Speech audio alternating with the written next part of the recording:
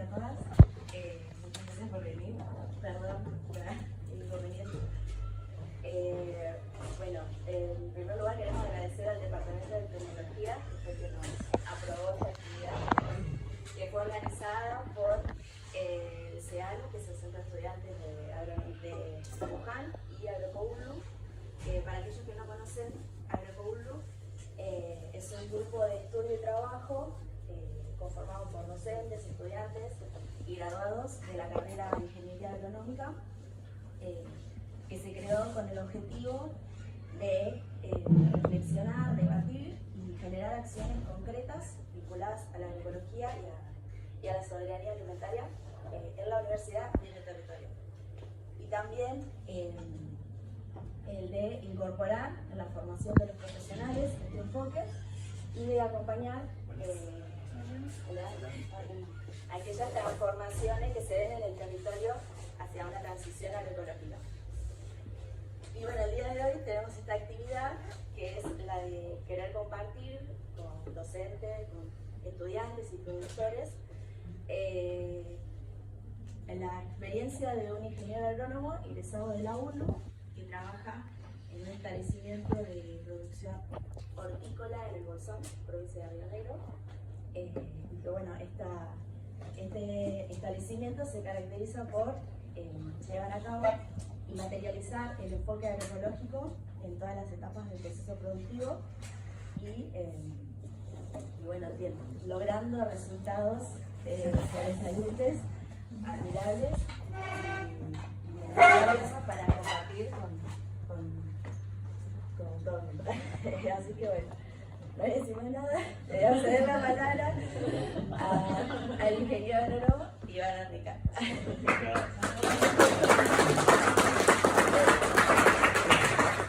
Bueno, gracias a todos por venir primero. Estoy nervioso, es la primera vez que me paro ante amigos y demás a hablar de lo que hago, netamente. Va a ser un poco eso la charla. Así que también rompiendo un poco esos primeros favores de pararme acá, pues preso, tengo miedo. Pero nada, bueno, netamente lo que vamos a hacer es eso. Vamos a charlar un poquitito sobre mi experiencia trabajando en un establecimiento de producción hortícola. Vamos a ir atravesando un poquito estos punteos. Yo voy a mirar un poco la compu, así no me doblo el cuello. Pero un poquito de eso van a ser los ejes que vamos a ir tratando de atravesar y de presentarle a todos ustedes. Antes que nada, y antes de desarrollar un poquito, voy a contar brevemente quién soy o cómo llegué a trabajar en este tipo de establecimiento. Bueno, como me presentó Vicky, fui estudiante acá de esta universidad. Arranqué en el 2012 a cursar la carrera y a partir más o menos en el año 2018 fue que llegué a quinto año, arranqué las materias de quinto año. Y capaz que quiero hacer este datito puntual porque fue netamente el primer año donde yo puntualmente me crucé con estos conceptos de la agroecología. Recién estaba entrando en quinto año de carrera de Ingeniería Agronómica y fue la primera vez que tuve acercamientos cercanos con este tipo de producción.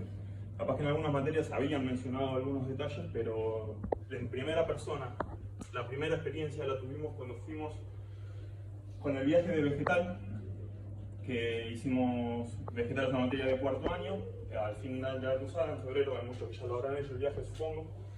Se hace una recorrida por el interior de la provincia de Buenos Aires. En esa recorrida pasamos por el INTA, la chacra experimental del INTA que está ubicada en Barros, cerca de la provincia, cerca de la localidad de Neuquén. En esa chacra experimental había varios módulos, varios ensayos. Entre ellos había uno que a mí particularmente me llamó mucho la atención, que era el que estaba en ese momento dirigido por Agustín Barbera. Hoy ya no está a cargo, pero bueno, fue quien nos presentó ese trabajo y era una chacra experimental de producción agroecológica, donde hacía pasturas y ciclo completo de ganadería y además lo intercalaban con producciones agrícolas tanto de fina como de gruesa. Y era un día que llovía, había un viento, estaban todos que nos queríamos ir y el loco estaba sentado en la tranquera contándonos sobre otro modelo de producción, algo que nunca había yo por lo menos escuchado, otra forma de producir los alimentos, los granos, los animales. Y me quedé con un montón de esos dos, de esa experiencia. La verdad y no era simplemente contar la experiencia, los tipos tenían ya una trayectoria, hace 10 años que estaba este módulo tomando información, presentando datos de márgenes, mostrando que realmente era factible producir de otra manera. A los 3 meses tuvimos el viaje de extensión, donde con mis amigos que los veo allá en el fondito, nos tocó ir a San Martín de los Andes, fuimos bastante agradecidos en ese entonces, y nos topamos un día en una actividad, nos presentaron era un médico veterinario, se llama Francisco Rivadeneira, no es el de la foto, no tenía una foto, no es él el que está, pero me quería hacer algo para presentarlo. Nos habían presentado como un médico veterinario nada más. Y resultó ser que era asesor ganadero con certificación holística por el Instituto de Savory. No sé si alguien ha escuchado por lo menos hablar de Alan Savory y todo su manejo y metodología holística. La cuestión fue que el tipo en una charla de 2 horas nos voló la cabeza. Por lo menos nos quedamos charlas. Yo me escuché cosas que en mi vida había escuchado. Surgieron nombres y surgieron autores que jamás había oído. Y algo que tenían muy en común Francisco y Agustín, que era su forma de expresar las cosas. Era ¿viste cuando algo realmente te atraviesa, que sentiste lo que estás viviendo, lo necesitas que el otro entienda, pero como con pasión hablaban las cosas? Realmente me quedó un montón de eso. Así que 2018 fueron los primeros acercamientos. Yo había arrancado, te comentaba, en 2018 toda la cursada de quinto año, me había dejado 3 materias para el 2019. Quería hacerlo un poquito más tranquilo y encima tenía que hacer la tesis para terminar la carrera. Entonces, en el 2019, netamente, lo utilicé para empezar a leer sobre estos autores que me habían presentado. Me empecé a meter de lleno, medio de forma autodidacta, empecé a comprar libros, empecé a buscar bibliografía, empecé a ver videos. Y un día también cursaba 3 materias. Después de toda una pataola de cursada de 10, 8 materias anuales, el tiempo sobraba un poquito. También trabajaba, pero había tiempo para el ocio. Y lo destiné bastante en ser autodidacta en estas cuestiones. Gonza Santía, un amigo nuestro, una vuelta subió un archivo en Facebook que había para descargar gratuitamente como 30 libros. Y me los descargué todos, eran increíbles, un montón de información ahí. Y entre ellos encontré estos dos. En realidad el que me presentó primero fue este libro que se llama Cultivo Biointensivo de los Alimentos. Buenas tardes. Buenas tardes, ¿cómo están? Voy para allá, vine comiendo todo. Cuidado el Rolex. Sí.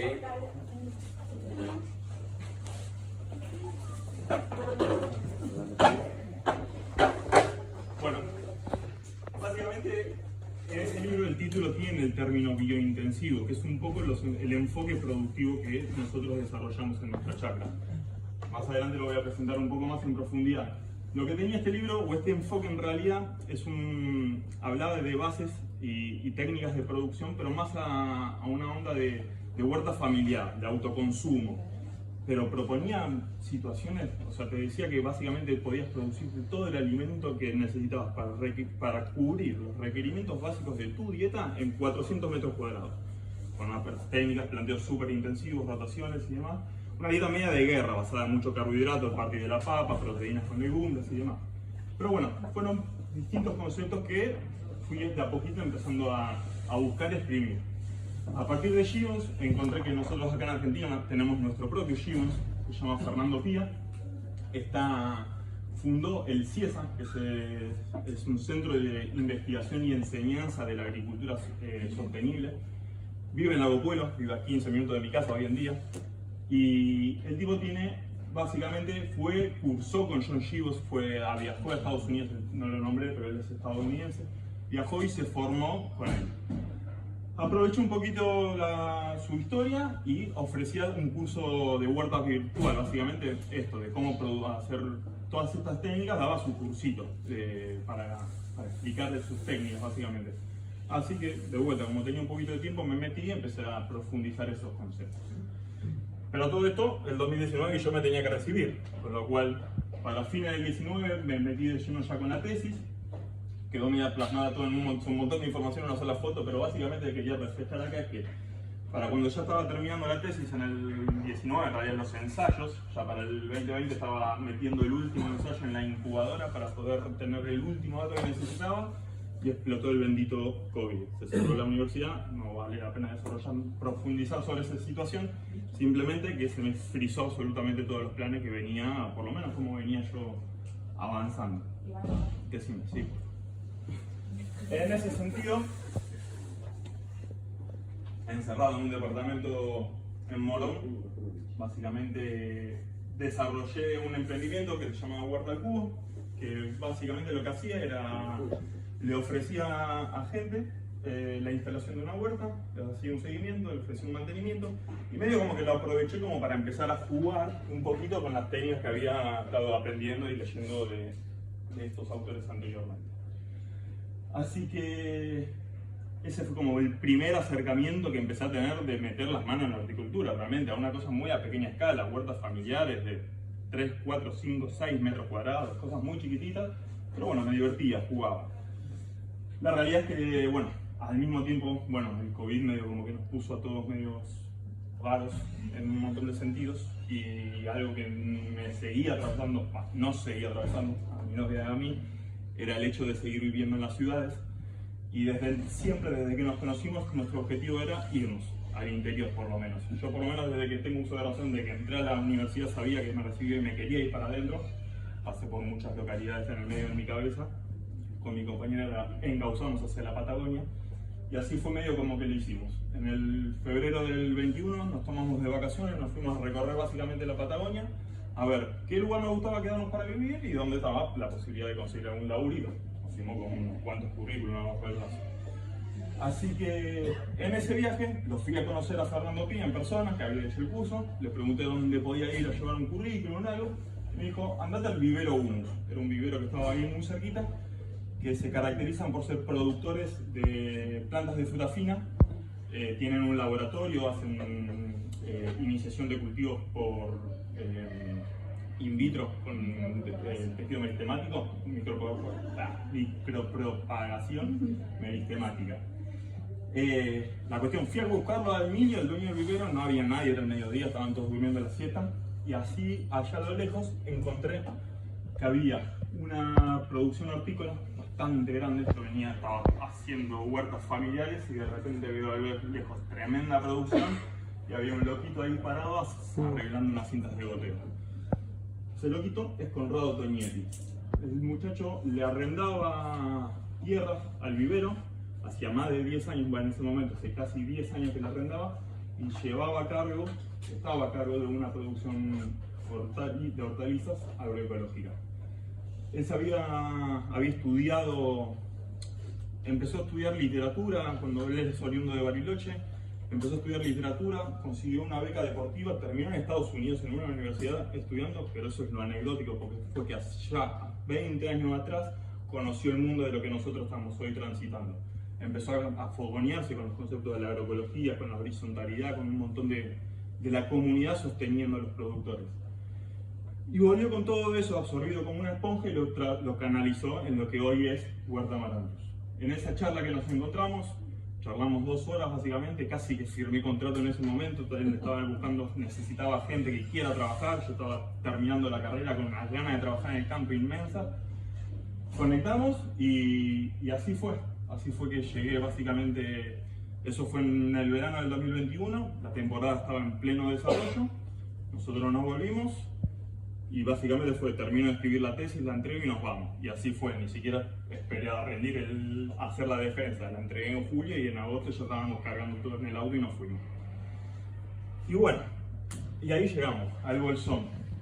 Vamos a hacer un poco de una caracterización geográfica para que tomen dimensión o sepan más o menos de dónde estamos hablando de la producción que estamos llevando a cabo. Sí, decime. ¿Se ve bien o apagamos una luz? Apagamos.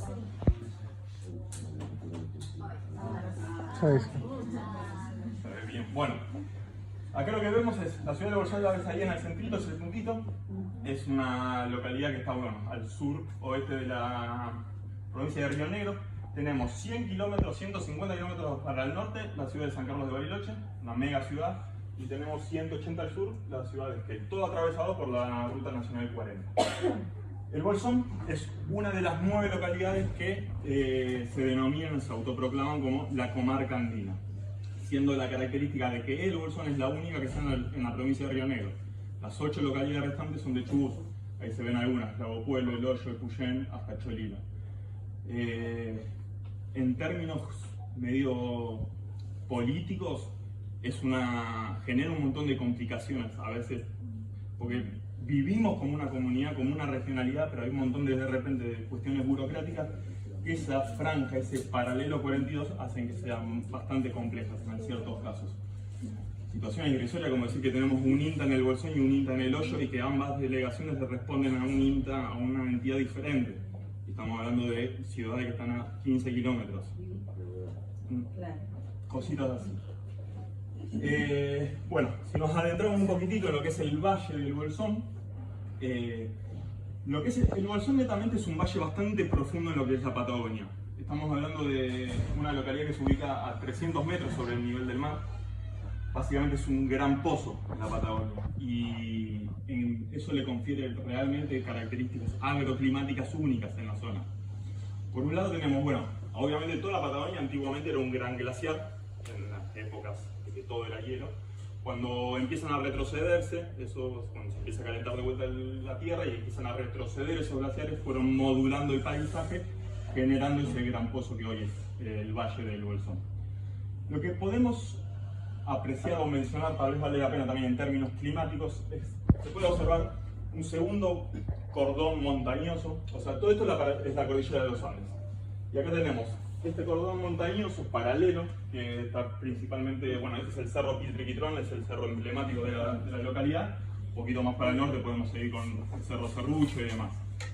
Pero en materia climática, lo que hace ese segundo cordón montañoso es, de vuelta, en términos climáticos, hace el mismo efecto que hace la cordillera. El hecho de volver a levantar, a ver, viene el aire húmedo desde los océanos, desde el Pacífico.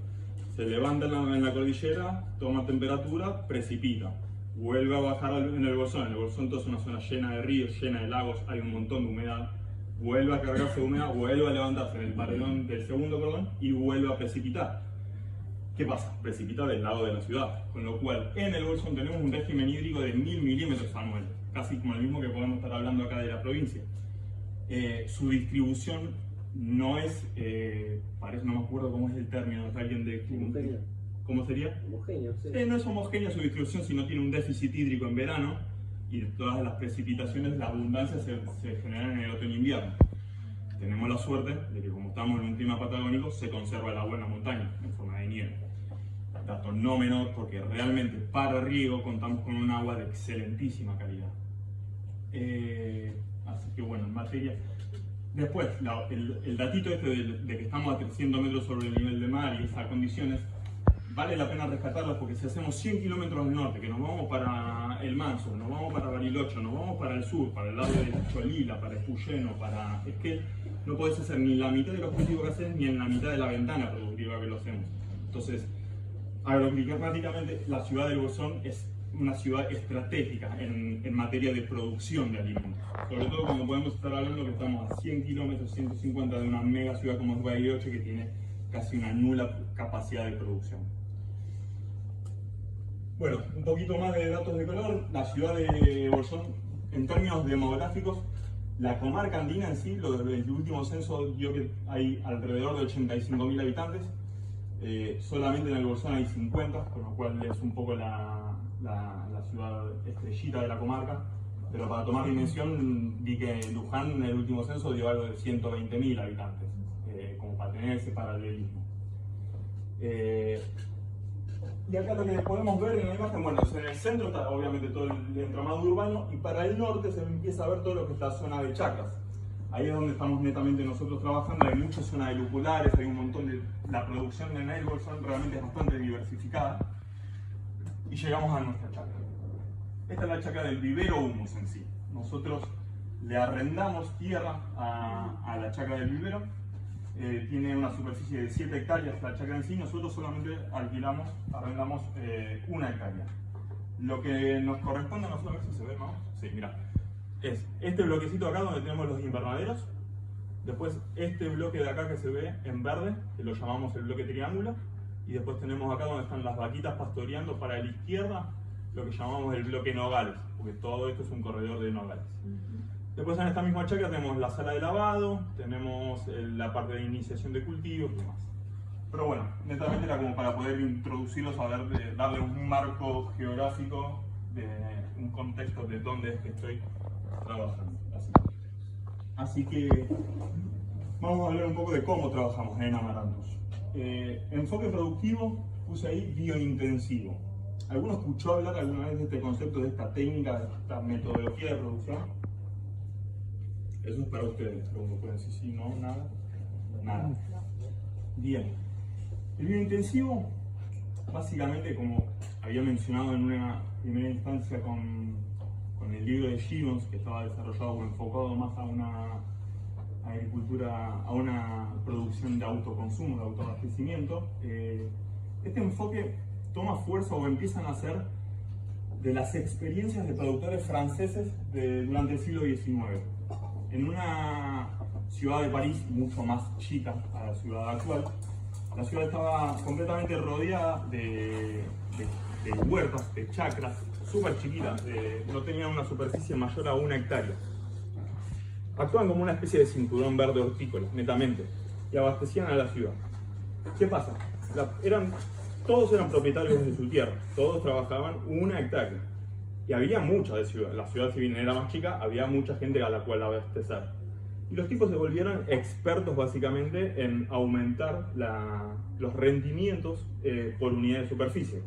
A partir de planteos un poco bastante intensivos en cuanto a rotaciones, sucesiones, asociaciones, acotamiento de distanciamiento de cultivos.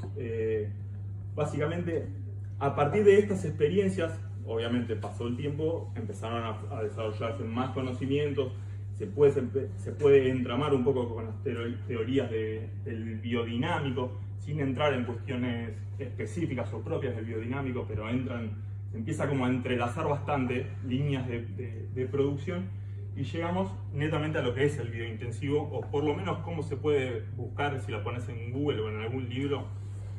Básicamente, lo que empieza, o una de las características principales de esta metodología es, como ven en las imágenes de arriba, apunta al reemplazo, es decir, los cultivos están entramados en lo que denominamos bancales o camas de cultivos, en detrimento de lo que era la típica agricultura mecanizada que trabaja en surcos. Al trabajar en camas de cultivo, y no es solamente cama de cultivo, el tema es una cama permanente de cultivo. Es decir, ese lugar donde yo estoy cultivando voy a cultivar toda la vida. No es que a la temporada que viene voy a cambiar el ángulo, voy a pasar donde era pasillo pasa a ser cama y donde era cama pasa a ser pasillo. Sino que la construcción del suelo sobre la cama merece la mayor importancia. En un estadio inicial, los aportes de materia orgánica, de compost, son sumamente importantes porque buscamos trabajar y crear vida en el suelo. A partir de poder generar eso, empezamos a tener todos los beneficios de tener un buen suelo, una muy buena estructura, que lo que esta imagen trata de representar acá netamente es que las raíces empiecen a explotar netamente para abajo y no lateralmente como sucede en la agricultura convencional. Este hecho nos permite poder acotar un montón el distanciamiento de cultivos. La imagen de abajo representa lo que ocupan 5 líneas de zanahoria contra lo que ocupa un bancal con 5 líneas de zanahoria. Y los rendimientos son exactamente los mismos o incluso van a ser mayores. Porque empieza a generarse un montón de efectos a la hora de trabajar de esta manera. El microclima que se genera por debajo de ese follaje empieza a favorecer a toda la red trófica, empezamos a conservar la humedad en el suelo, empezamos a evitar que se evapore, no tenemos suelo desnudo, no generamos que crezcan malezas. Básicamente, un poco como por acá, son los pilares fundamentales de lo que busca generar las técnicas del biointensivo. Dato no menor es que, de vuelta, estamos trabajando en situaciones con superficies básicamente más bien acotadas, a lo que nos gusta a nosotros llamar a escala humana. Trabajamos hasta donde nuestra capacidad humana, si bien trabajamos con maquinaria, buscamos que el impacto del recurso fósil sea el mínimo posible, y nuestro límite está en ese lugar, hasta donde nuestra capacidad humana nos llega, y ahí ponemos nuestra tranquera y que surja otro actor, porque hay lugar para todos para producir de esta manera. Básicamente esa es lo que empezamos a pregonar nosotros. Netamente vamos a tratar de explicar o desarrollar cómo es que dentro de Amaranthus nosotros desarrollamos esta metodología. Voy a estar tratando de atravesar un poquito esos ejes, desarrollar esos conceptos. En primera instancia, contarles un poco de la estructura de Amaranthus. Hoy en día somos 3, digamos, socios. Tenemos una sociedad de hecho en la cual Conrado, el original que apareció en la foto anterior, Nico es otro más, y yo, los cuales asumimos básicamente, lógicamente, el riesgo de la producción, costeamos, invertimos nosotros para empezar a producir, le destinamos trabajo.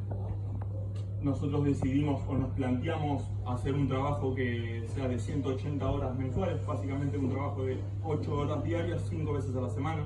Tratamos de encuadrar nuestra vida en un ritmo de laburo acorde al mundo que nos rodea y no estar 24/7 dentro de la tranquera. Y a su vez contamos, bueno, somos 3, lógicamente nosotros 3 no podríamos hacernos cargo de toda esa producción. Contamos por suerte con un programa de pasantías con la Universidad Nacional del Río Negro, que allá tiene su sede en el Bolsón y se dedica a la licenciatura en agroecología. Asimismo se da la tecnicatura en producción orgánica vegetal. Y a través de un convenio que firmamos con la universidad logramos trabajar con 4 estudiantes a modo de pasantía, los cuales que están en blanco, van con cargas sociales, con obra social y laburan un máximo de 20 horas semanales, rotando en distintas actividades, empezando a fogonearlos también un poquitito desde las bases. Así que, bueno, eso somos nosotros en cuanto a las personas que hacemos cargo de la producción. Somos nosotros 3, más 3 pasantes, 4 pasantes fueron medio oscilando a lo largo de la temporada. Pero básicamente 6 personas nos hicimos cargo de todo esto. ¿Qué sería todo esto? Bueno, esta chacra ya la presenté. Tenemos 1 hectárea acá que arrendamos, los 3 cuadros que ya los había mostrado, y a su vez contamos con el plantinero, que es el invernadero que está más abajo de todo, este de acá, y con la sala de lavado y de acondicionamiento. 1 kilómetro más al norte, por la misma chacra, tenemos una segunda chacra que se llama Las Moras, la cual también tiene 1 hectárea, y esta la destinamos netamente a los cultivos extensivos. En mi primer año, cuando yo entré a trabajar, yo me había mudado en agosto del 21 y empecé a trabajar. A los 3 días que llegué al Bolsón me empecé a trabajar. Esa primera temporada fui netamente empleado, hice absolutamente de todo. La segunda fue que cambié este carácter a un rol más de par con Connie y con Nico. Y una de las cosas que propusimos fue, antes, esa primera temporada teníamos 3 chacras que alquilábamos. Y alquilábamos 3 chacras y en las 3 chacras hacíamos lo mismo. Teníamos lechuga en las 3, teníamos todos los cultivos en las mismas. Entonces llegaban los días de cosecha y de repente estábamos paseando por todo el Bolsón y llegábamos a la sala de lavado que estaba solamente en la chacra de Vivero Humo. Y nos dimos cuenta que nos faltaron 10 kilos de rabanito y teníamos que ir de vuelta. Pero era una locura. Entonces, lo que hicimos para la siguiente temporada fue eliminar por completo la tercera chacra, nos quedamos con 2, esta la destinamos directamente a cultivos extensivos.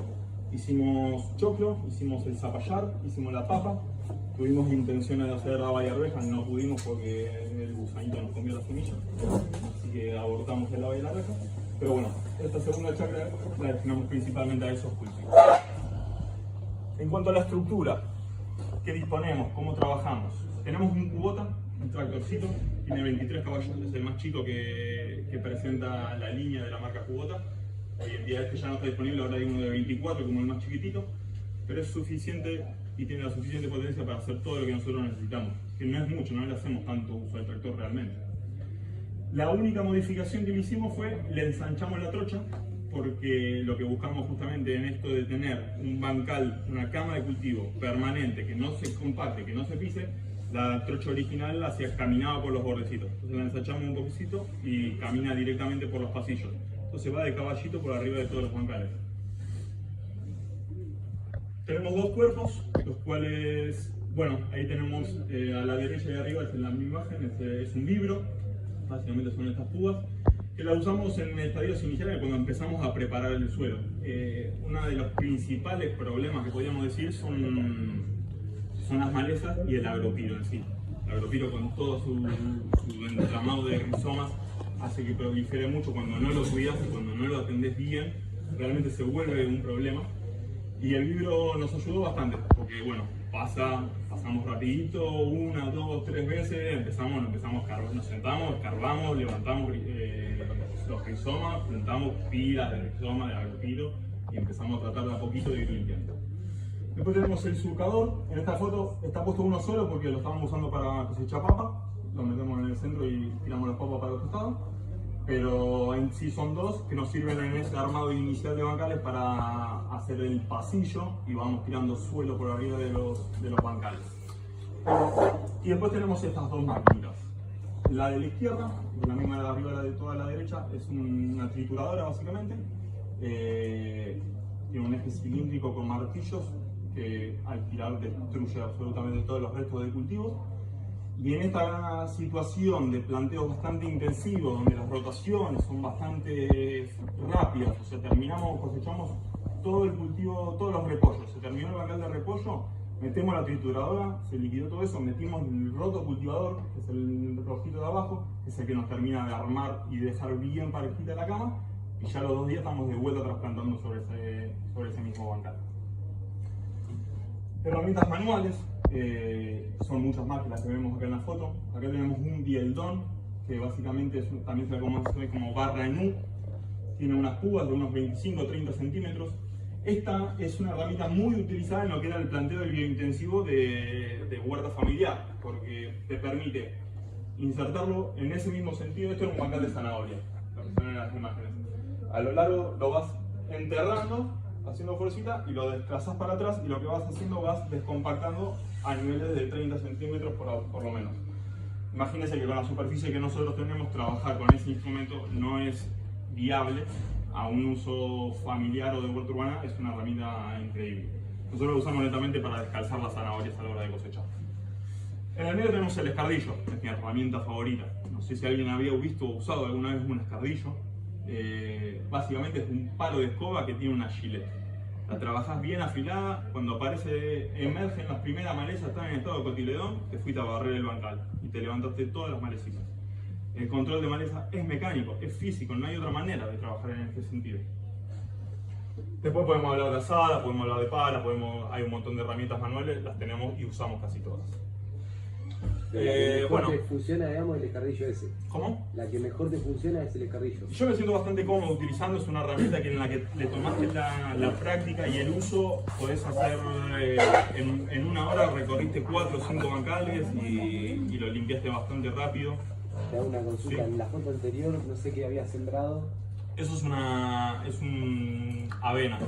Una avena. Lo sacaba hace poquito porque era una cobertura para el invierno. Ah, bueno, igual esa en invierno no tenés mucho kilómetros. Ahí ya ni la limpiamos porque el invierno iba a liquidar todo el resto. Bien. Pero la imagen, la que necesito que te quedes es esa. Si esa avena, en vez de avena, era rúcula, Sí. yo vengo con el escardillo y te hago 2 o 3 limpiaditas antes de poder cosechar y haces una cosecha limpia.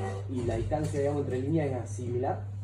Bueno, eso va en función de los cultivos y nosotros disponemos de distintos escardillos con distintos anchos. Para tratar de... Bueno, eso es una buena pregunta porque realmente no existe tecnología realmente desarrollada y aplicada para este tipo de manejos. Son todos implementos caseros, los hacemos nosotros. Compramos un hierro del 8 y lo limamos y lo soldamos. Y estamos hablando de agricultura casi familiar. Siendo la agricultura familiar, no tengo el número, pero en porcentaje somos los que mayor alimento generamos en la Argentina. Toda la vida, sí, Dani, el 80%, ahí lo tenemos. Y tenemos una Secretaría de Agricultura Familiar, tenemos un INTA desarrollado, y no hay maquinaria, no hay tecnología desarrollada. Ese es un cuestionamiento que tenemos que hacernos. Hay que exigir a los organismos que se dedican a la agricultura familiar que hagan el trabajo de nosotros más sencillo, porque hacemos un montón de trabajo físico. Sí. Nada, un poquito de catarsis hice. Carros, bueno, el carro de la izquierda tiene 1 metro cúbico, lo usamos netamente para llenarlo de compost y ir a tirarlo arriba de los bancales a la hora de preparar. Ahora lo voy a mostrar un poquitito más o menos cómo hacemos. El amarillo es uno más grande que nos sirve para ir a cosechar, para lo que fuese. Son carros que tenemos, es parte de la estructura. Riego. Les comentaba, nosotros regamos con agua de una acequia. Todo el camino de los nogales, que es ese camino principal que se veía en el suelo, que es donde está todo el entramado de chacras, recorre una acequia que viene del desvío de un río, del río Quenquentreu, que viene desde el norte, y y con lo cual no tenemos pozos, tenemos la bomba está a nivel del suelo, hay un desvío que entra para dentro de la chacra, se hace un piletón del cual toma agua la bomba y la impulsamos para dentro del establecimiento.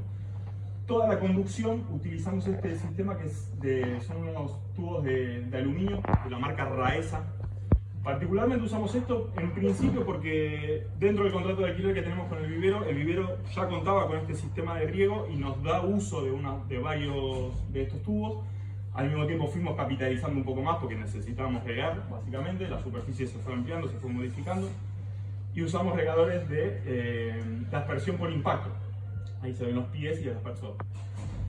Todo eso es lo que es producción a campo. En los invernaderos, lógicamente, riegos por goteo, y para el riego por goteo sí contamos con una propia vertiente, tenemos una conexión directa hacia la montaña, con lo cual, ¿por qué hago esa acotación? Porque si bien regamos con agua de montaña desviada de una acequia, nosotros estamos casi en la cola del canal y para el norte no dejamos de tener lupulares, producciones hortícolas convencionales, utilización de agroquímicos. Básicamente por eso, o sea, toda esa agua no va a utilizar ni siquiera para consumo. Si lo usamos para los cultivos de campo, no deja de ser un agua de excelentísima calidad, pero viene contaminada con todos esos metales pesados, eso seguro. En los invernaderos, como tenemos los cultivos que, digamos, los que dejan plata básicamente, le damos la mejor calidad, por lo menos en la calidad del agua. Capaz como acotación, bueno, el riego de impacto, los aspersores esos están muy buenos. Vimos problemas este año con todo lo que son cultivos de siembra directa, porque la germinación de la zanahoria es muy lenta, la gota que deja el aspersor es muy gruesa, la perturbación del suelo generó fallas en germinaciones en algunos bloques. Capaz que simplemente era ajustar a un tipo de aspersor con una microaspersión, algo un poco más fino y ameno para la germinación de esos cultivos. Después, bueno, cultivos protegidos o estructuras de cultivos protegidos. Contamos con, esto es nosotros lo llamamos macrotúnel. Podría decirse que es un invernadero porque está anclado, está fijo el suelo. Básicamente tiene 40-45 metros de largo y en este tenemos 5 bancales por dentro. Por otro lado, tenemos estas estructuras que nosotros le llamamos caterpillar. Y esto es básicamente porque, como ven en la fotito de abajo, tiene una figura como una forma de oruga. Oruga en inglés es caterpillar, es medio una jerga que viene. Todos estos planteos que yo estoy contando, si ven bibliografía del hemisferio norte, desde Europa del Norte, Estados Unidos, Canadá, hacen todos esto que estamos haciendo. Hace 20 años atrás que lo venían haciendo. Nosotros estamos empezando a imitar ciertos planteos producidos. Entonces medio que no es que nos gusta hacerlo lo que decimos caterpillar, sino que es lo que se dice, así se lo llaman.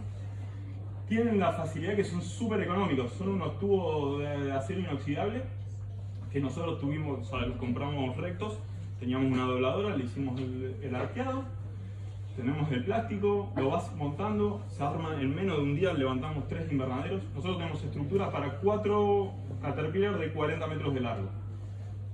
Los podemos montar todos el mismo día y tienen la facilidad de que también se desarman fácil y poder reubicarlos. Entonces no estamos necesariamente teniendo siempre el invernadero en el mismo suelo, lo cual es importante. No te escuché, Dani. La altura, ¿cuál es la altura de la estructura? Estos tienen 8 metros de alto y le dimos una curvatura que la cota más alta creo que era 3 metros y pico. No llega a ser tan alto. La estructura anterior es exactamente lo mismo. Lo que nosotros hicimos fue extenderles acá, le pusimos un recorte más, hicimos unas patas más largas, tenemos casi 5 metros de alto y por eso también se agrandó el ancho y podemos ubicar 5 bancales. Nosotros nos dan justo el ancho perfecto para tener 4 bancales. Nuestros bancales, nuestra superficie son de 1 metro de ancho, las camas de cultivo que comentaba. También un poco en parte de la maquinaria que disponemos. Si bien es un ancho bastante cómodo para poder estar pasándolos por arriba sin tener que estar pegando la vuelta por el largo, por el extremo, nuestra maquinaria tiene un ancho de labor de 1 metro, así que básicamente nos adaptamos a eso. Ahí vamos viendo un poquito lo que son justamente estas camas de cultivo y lo que hacemos en la preparación. Este es el bloque grande, el bloque Nogales, que hoy les comentaba. Acá había pasado ya el surcador. Y esto es lo que genera. Este es el pasillo que va tirando suelos para arriba de los bancales en ambos sentidos. Después lo que nosotros hacemos es, nos metemos con el cubota, con el carro también tiene el mismo despeje, la misma trocha, con lo cual también va montadito sobre el pasillo. Vamos incorporando el compost. Voy a hablar un poco sobre cómo producimos el compost nosotros. Y también hacemos fertilización orgánica a través de esto que se ve acá blanquito, es el fertilizante orgánico que viene en forma de pellet. Ahora lo voy a mostrar también cuáles son los que usamos. Y ahí quedan los bancales una vez que pasó el rotocultivador, cambiando proyectitos uno por uno al lado del otro. Y ya estábamos montando el riego, un poco para mostrar cómo es el paso a paso justo con los implementos que trabajamos. Fertilización orgánica. Estos son básicamente los productos que nosotros utilizamos. Los primeros dos, Guanito y Phoenix, es una marca que se llama Italcolina, es una empresa es italiana, productos importados, tienen una muy buena calidad y los utilizamos netamente en lo que son los cultivos dentro del invernadero, que de vuelta consideramos darle las mejores condiciones, utilizamos este fertilizante. Para todo lo que es el planteo a campo, utilizamos la Bioorganutza, que es de la empresa Dawson, está en Bahía Blanca. Básicamente trabajamos con dos formulaciones, una que estaba más enriquecida en nitrógeno y otra que estaba más enriquecida en fósforo y potasio. Y en el planteo inicial, medianamente, el fertilizante con fósforo y potasio estaba destinado a los cultivos que eran más de raíces o de flores, como fuese el coliflor, el brócoli. Utilizábamos ese fertilizante y para todos los demás, los de hoja principalmente, utilizamos el enriquecido en nitrógeno. Y en cuanto a dosis, nuestro planteo buscamos simplificar un poco las cuestiones y medianamente portables, te tiran una dosis mínima, una dosis máxima. Nosotros lo que hicimos fue caracterizar a los cultivos en cuanto a exigencias nutricionales y netamente los dividimos en una tabla donde van los que con alta exigencia y los que vienen con baja exigencia. Es decir, no es lo mismo lo que va a necesitar un coliflor de vuelta que lo que va a necesitar una lechuga. En eso dividimos las tablas en alta y baja dosis y así fue que hicimos la fertilización. Y llegamos al compost. ¿Alguien la conoce? ¿A la señorita? Se llama Elaine Ingham. ¿Alguna la escuchó nombrar? La Soil Food Web, por lo menos. Bien, le voy a contar un poquitito qué hace esta señora. La señora Ingham es una doctora en microbiología de suelos.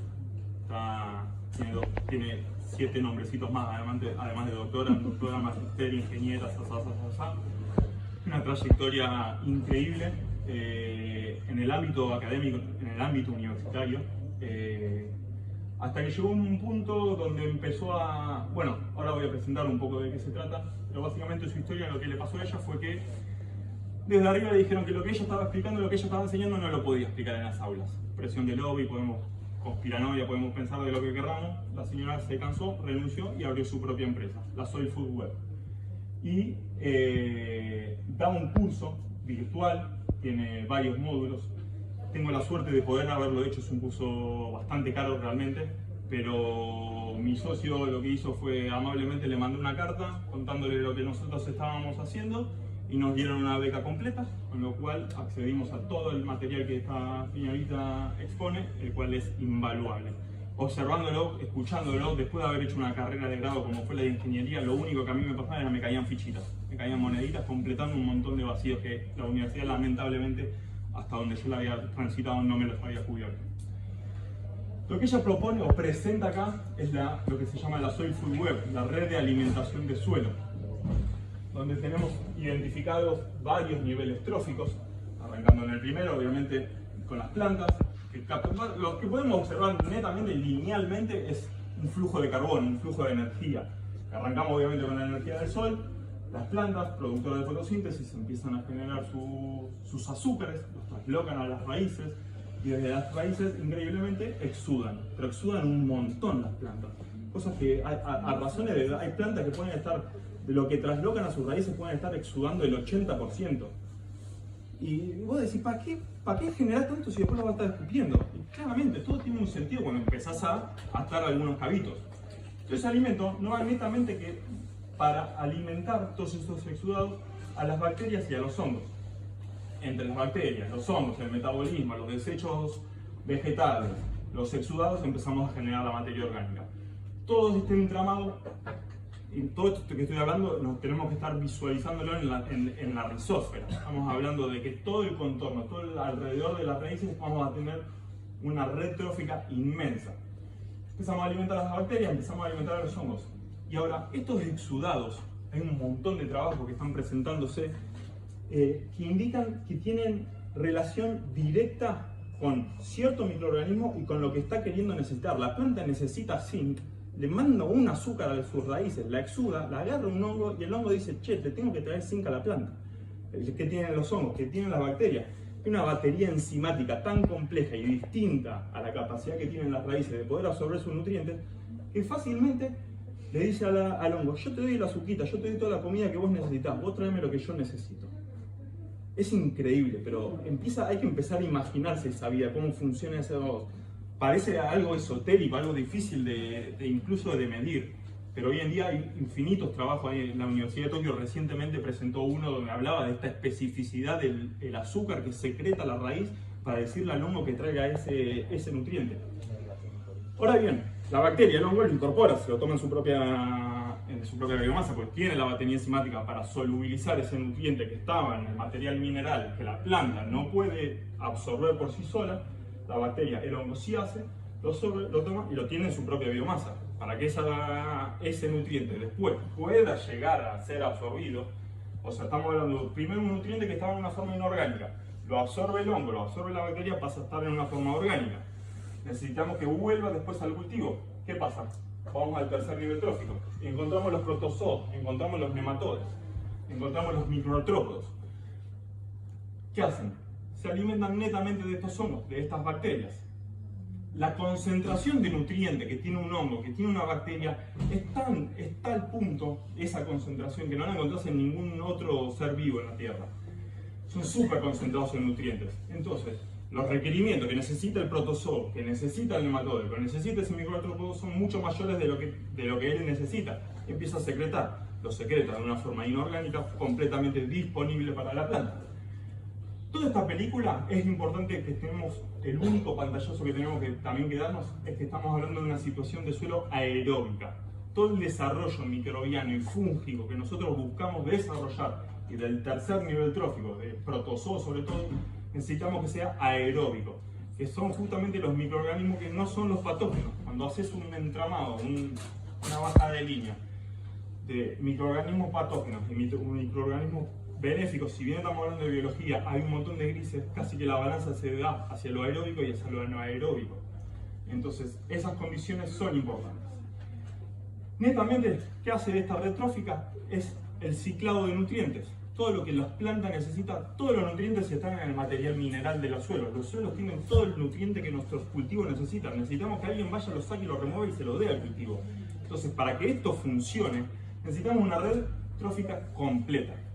Nuestros suelos, la agricultura convencional, la mecanizada, la cantidad de productos químicos que utilizamos, van en detrimento de toda esta red trófica. Son productos que lo único que hacen es atentar contra la vida y lo primero que se va a desarrollar en esos primeros casos son las bacterias.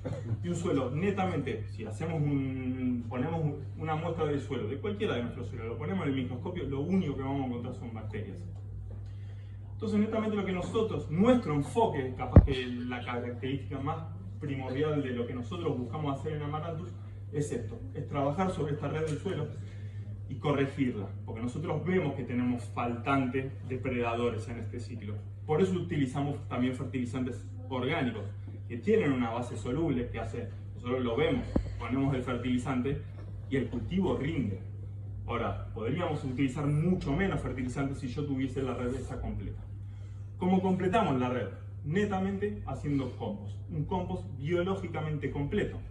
Entonces, la definición de compost que esta señora propone es la degradación aeróbica de una gran diversidad de materiales orgánicos. Cuando hablamos de gran diversidad es donde encontramos la gran diversidad de los microorganismos. En la diversidad está la vida. Lo único que necesitamos es aunarla, juntarla y que empiece a trabajar. Dato no menor sobre adosarlo a esta situación. Hay una correlación de sucesiones ecológicas que está íntimamente relacionada con la relación, con el ratio. En el ratio hablamos de la proporción que tenemos de bacterias y de hongos en nuestros suelos. Un suelo en un estadio inicial sucesional, ecológicamente hablando, podemos imaginémonos un desierto donde tenemos netamente minerales lo único que va a estar colonizando son las bacterias. A medida que vamos avanzando en esta sucesión ecológica, pasando desde un desierto a una pradera, a arbustos, hasta un bosque bien maduro de coníferas, lo que va a ir modificando en el medio es este ratio, la proporción de bacterias y hongos. Pasando en el estadio inicial, donde solamente proliferan las bacterias, hasta una situación de bosque de coníferas, donde tenemos una relación de 1000 a 1 o de 100 a 1 en favor de los hongos. Porque podrán pensar, o si profundizamos un poco sobre esta situación, decimos, ¿por qué todo el mundo si hablamos de una evolución, de una sucesión ecológica que el mundo tiende a llevar a generar que se desarrolle esa masa fúngica que empieza a dominar después a la bacteria, ¿por qué no todos los suelos por qué no todos los paisajes son bosques de coníferas? Lo que pasa es que estamos nosotros también en el medio, y también están los volcanes, y también están los terremotos, y también están las inundaciones, un montón de factores de disrupción que hacen que esa sucesión ecológica vaya retrocediendo.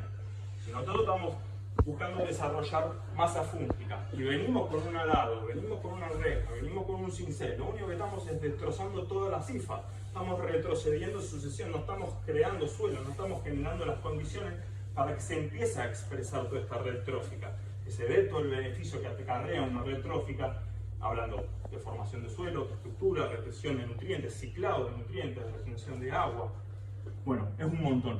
Lo que presenta también, realmente si quieren anótense el nombre, tiene un montón de bibliografía gratuita en YouTube, que son videos súper claros, precisos.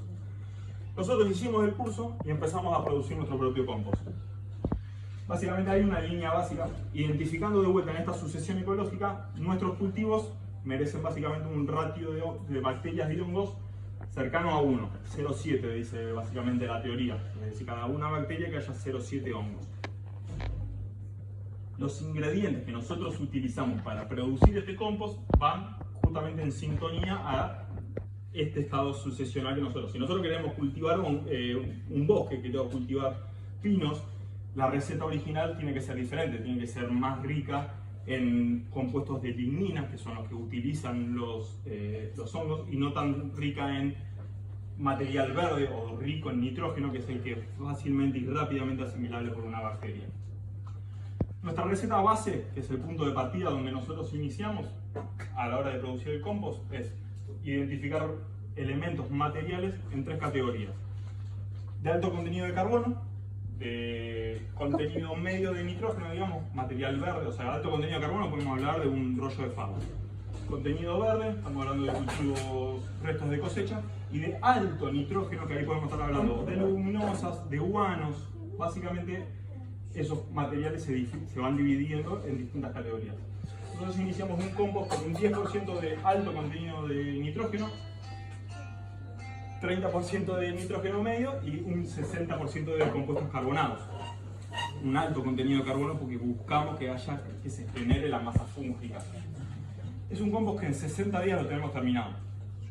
Literalmente en 60 días. Lo único que tenemos que hacer es un compost termofílico. El mezclado de los elementos inicial merece mucha importancia, el tamaño de los elementos merece mucha importancia. En una etapa inicial, estos que los ven así en estas especies de aros de malla cima, venga y varios, estábamos experimentando, viendo de qué manera llegábamos a este compost que nosotros estábamos buscando. Hicimos varios ensayos, logramos encontrar una recetita que se adecuaba bastante bien. Básicamente la técnica para poder lograr este compost de 60 días, en el núcleo, en el centro de ese aro, se logra rápidamente llegar a esta temperatura de 60-70 grados, donde inhibimos todas las semillas, donde seleccionamos a favor de los microorganismos, porque se genera una inhibición de todos los patógenos, y el ambiente, que es aeróbico, está directamente relacionado para que se desarrolle la microbiología que nosotros queremos. Básicamente se llega rápidamente a ese pico de 60-70 grados, empieza a disminuir, cuando llega a 50, ahí vemos que está empezando a enfriarse, hacemos el primer volteo.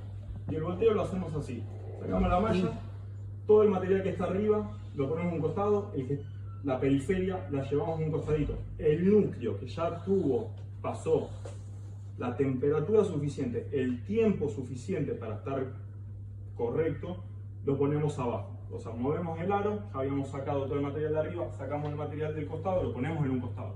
Montamos nuevamente el aro. Al piso de ese aro pasa a ir ahora lo que era el núcleo en el primer compost, antes del primer volteo. Todo el material que estaba arriba y en los laterales, que lo habíamos puesto a un costado, pasa a ser el nuevo núcleo, pasa a ser, lo ponemos, ubicamos en el centro. Y lo que estaba abajo pasa a estar arriba. Volteamos, llega el oxígeno, los microorganismos vuelven a reproducirse, vuelve a levantarse la temperatura, volvemos a los 70 grados. Mantenemos, cuando empieza de vuelta a bajar, ya pasó el tiempo, la temperatura suficiente, el tiempo suficiente, volvemos a hacer el volteo. De esta manera, con solamente 2 volteos, nos aseguramos de que todo el material haya pasado por lo menos una vez por ese núcleo, por ese centro donde llegamos a esa temperatura que nosotros buscamos. Y únicamente queda la fase de enfriar.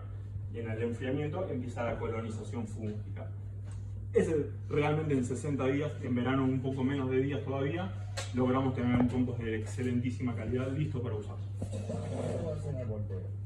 El volteo netamente a mano con bieldo. Sacás el aro, cada cuánto, es que después de vuelta es una tabla que vos tenés que tener la temperatura suficiente, el tiempo suficiente. Si llegaste a 70 grados, con 3 días es suficiente. Si tu temperatura pico fue 60, capaz que lo tenés que dejar 5, 6, 7 días. Y también es monitorear continuamente con termómetro, lo metemos en el centro, vamos monitoreando, hacemos registros diarios de temperatura, se va haciendo una tabla y eso nos va indicando el punto en el cual tenemos que voltear. Por eso hablaba de calor suficiente, el tiempo suficiente. Si llegamos a 70 es un periodo más corto, si llegas a 60 es un periodo más largo. Básicamente así es como se maneja. ¿Qué diámetro tiene? Esta tiene un metro cúbico casi. Sí, es 1 por 1, todo 1 metro cúbico, era básicamente la dimensión. Pero bueno, esto era una etapa inicial donde lo hicimos medio experimental buscando el compost. Una vez que encontramos la recetita y nos vimos cómodos, pasamos a hacer un poquito a mayor escala. Trabajamos con el cubota, trabajamos con la pala del cubota y básicamente hacemos lo mismo que estaba en aro, ahora lo hacemos en pilas a lo largo. ¿En los 60 días cuánto de cantidad de compost llegan a formar aproximadamente? Y mirá, porque eso es... Ahora cambia el volumen. Ahora cambió la película. Ahora cambió la película porque hacemos un montón. Y en esto es bastante difícil medir volumen. En el otro que era un aro, que arrancás con un volumen de 1 metro cúbico, sí, termina siendo la mitad. Se termina reduciendo, baja la pila. Básicamente, por decirlo, no tengo un preciso ese dato, la realidad es esa. La situación es que, bueno, nosotros apostamos mucho por este sistema, apostamos mucho por la producción de este compost. Entonces, trabajamos en buscar los insumos, los materiales para poder desarrollarlo. Cerquita de la chacra tenemos un productor de lácteos de oveja. Vamos y le limpiamos cada 15 días la cama de oveja, que las tienen como en un hotel. Cada 15 días le cambia el rollo nuevo. Así que nos estamos llevando todo el insumo, todo el material carbonado que necesitamos ya con el rollo de fardo, que es esa misma cama, y además toda la orina y toda la bosta de las ovejitas. No sé, hasta pena. Lo mismo con un establecimiento que es productor de huevos. Vamos y les juntamos toda la gallinaza. O sea, nosotros vamos a modo de changa, nos llevamos, le limpiamos el corral, pero para nosotros es oro lo que nos estamos llevando, es invaluable el precio de ese insumo. Después tenemos un jardinero de la zona que vino, nos tocó el timbre, che, no tengo dónde descargar todo el pasto. Venga, tráemelo todos los días. Viene con una camionada llena de pasto y ahí encuentro la diversidad, porque el tipo pasa por 25 domicilios, entonces la diversidad de microorganismos que hay es tal que es lo que nosotros buscamos. Bueno, nada, un poco de la película de los enfoques, que está lindo profundizar y meterle un poquito de rosca a las cosas que dice esta señorita. ¿Ustedes tienen una chipeadora o no? Nosotros no, sí está el SPLIF. El SPLIF es un organismo de prevención de incendios, que bueno, es un tema bastante delicado en la zona, lógicamente, y nos la presta. En época, cuando arranca el verano, vienen, dejan la máquina una semana y empezamos a chipear todos los restos de poda que hay, porque hay un montón de arboleda también, así que usamos chipeadora. Cuando no la tenemos, usamos la traemos de ponerle la cama de oveja. Acá justo de esto se ve todo extendido. Esto era la cama de oveja, que es netamente de un fardo, y le pasamos la desmalezadora, la trituradora, para picar bien fino ese material y poder acelerar ese proceso. Bueno, vamos avanzando un poquito.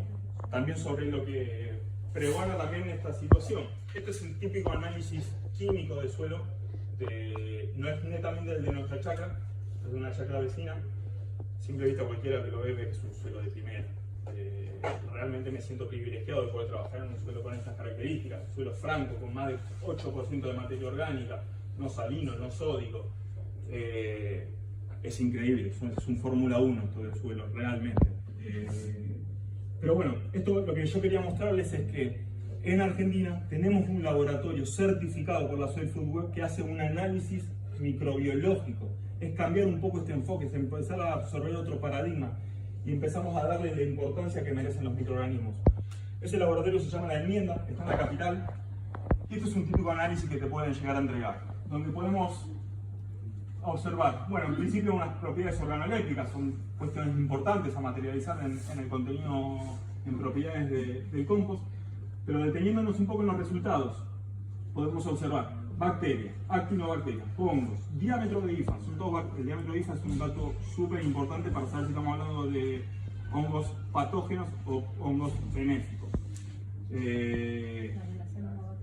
Tenemos la relación, así que sé que ahí estamos en 0,5, es un estado sucesional bastante cercano al que nosotros buscamos. Faltaría un poquito más de hongos en este compost para poder decir que estamos en el punto que queremos. Presencia de protozoos, súper importantes, son los que nos van a comer a las bacterias, nos van a dar ese ciclado de nutrientes. Tenemos presencia de amebas, no hay presencia de flagelados y no hay presencia de ciliados. El ciliado es un protozoo que se desarrolla en un ambiente anaeróbico, no queremos verlo. Si encontramos ciliado estamos mal encaminados, o es un indicador de que estamos trabajando anaeróbicamente. Por eso, bueno, tenemos ahí unas perjudiciales, entran los nematodes fitopatógenos, presencia de nematodes bacteriófagos fungívoro. Yo cursé zoología y el único nematode que yo conocí en la cursada era el que se comía las raíces. Terminé zoología pensando que solamente había un nematode comedor de raíces y de repente teníamos una red trófica basada en nematode y es uno de los microorganismos más importantes de la red. Nada, cositas. Palito para la ecología. No es palito, tal vez yo me lo perdí y capaz yo no presté atención, me hablo de mi experiencia en este sentido. Estaba bien, lo vi ahí. A ver, en zoología vemos un montón de cosas. En la Universidad de Cuyo, en Mendoza, hay un grupo de fitopatología que estudia todos los nematodes y cuál es la acción de cada uno. Independientemente de que sean perjudiciales o benéficos. Perdón, sí, vamos a tener para en persona. Ya te lo puedo decir en persona, así que no tengo problema. Se explica, pero el marco de la carrera es... Sí, el enfoque estaba por otro lado. Claro. Pero bueno, es una situación que no dejo de poner en la mesa porque hay que empezar a integrar a las asignaturas. No, ni hablar, igual se Porque si nombra... seguimos pensando en la agricultura como eje separado y materia separada, seguimos haciendo las cosas mal. Bueno, vamos a seguir. Ya pasamos a la enmienda y todo, quédense con el nombre, por favor leanla, búsquenla, que van a encontrarse un mundo hermoso. Iniciación de cultivos. Netamente trabajamos con almácigos y trasplantes en casi la totalidad de nuestros cultivos. El sustrato es a base principalmente de turba, lo engordamos un poquito con perlita y tenemos nuestro propio compost, tamizado en este caso. Entonces, ¿qué hacemos? Ya desde el vamos nuestros plantines vienen con la inoculación de microorganismos que buscamos. Entonces yo ya estoy llevando al campo un plantín que en su rizófera, en su primera radícula, ya tiene alrededor los microorganismos que queremos que se desarrollen. Es muy importante eso. Tenemos el invernadero, de cama caliente en este caso. El arranque se lo dan con el compost, no con... Perdón, me faltó, sí, o sea, es una mezcla de 3 ingredientes en proporciones diferentes. La mayor proporción es la turba. Es una turba Spam, que la compramos también en Dyson, que era el mismo que nos daba el fertilizante. Los mezclamos en mezcladora de cemento. Ponemos un dosis para 50 litros, mezclan ahí. Sí lo enriquecemos con guanito, que es el fertilizante de Italcolina, el que viene a base de fósforo. Utilizamos a razón de 500 gramos de guanito cada 50 litros de sustrato. Es una dosis súper baja, que la pasamos por un molino. Tenemos un molinillo medio de bastante casero, pero importante, no de café, pero de granos, como para hacer harinas diarias. Lo molemos y entra como un talquito, como una arena lo usamos. Así que ese es el sustrato que utilizamos para iniciar los cultivos. Una vez que sembramos, los metemos en este invernadero, que es el de cama caliente. Se ve el tanque de agua y el termotanque. Netamente es una losa radiante, pasa la circulación por abajo de las camas de cemento. calorcito por abajo para que germine. No hay mucho más que darle. Pueden ver que tenemos media sombra. En verano la insolación es tal que necesitamos limitar el sol y la temperatura. Obviamente el termotanque se apaga porque ya se va la temperatura del diablo. Pero bueno, también nos permite empezar a iniciar cultivos en la última semana de julio, cuando abrimos la puerta y tenemos 0 grados. Allá adentro tenemos un respaldo que nos permite estar sembrando las primeras cebollitas, las primeras tomates, empezamos a adelantar los cultivos. Es importante. Este es un plantinero a principio de temporada. Todo lo que se ve ahí abajo son los tomatitos, justamente. Así que estamos antes de octubre. Nosotros los trasplantamos a mitad de octubre. Bueno, nada, una ilustración para que vean el abanico de cultivos que cuando se empieza a llenar la cama.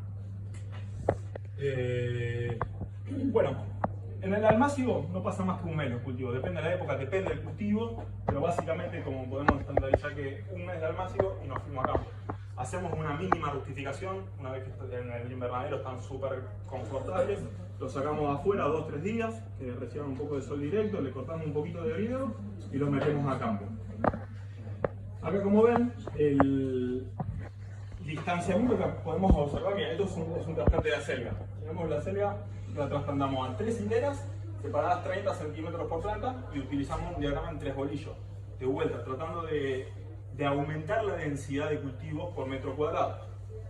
Depende de los cultivos, trabajamos las coles, generalmente las trabajamos a 2 líneas, muchos van a 3 líneas, tenemos hasta 4 líneas cuando hablamos de remolacha, por ejemplo. Ya 5 no trabajamos tanto. Pero de vuelta, todo trasplante colocando una por una la plantita en el suelo, ubicándola en su posición, después yendo atrás a ponerla, trasplantarla, todo un trabajo manual. De vuelta, la exigencia de que exista tecnología aplicada para poder hacer este trasplante, que la existe, eso es lo que digo.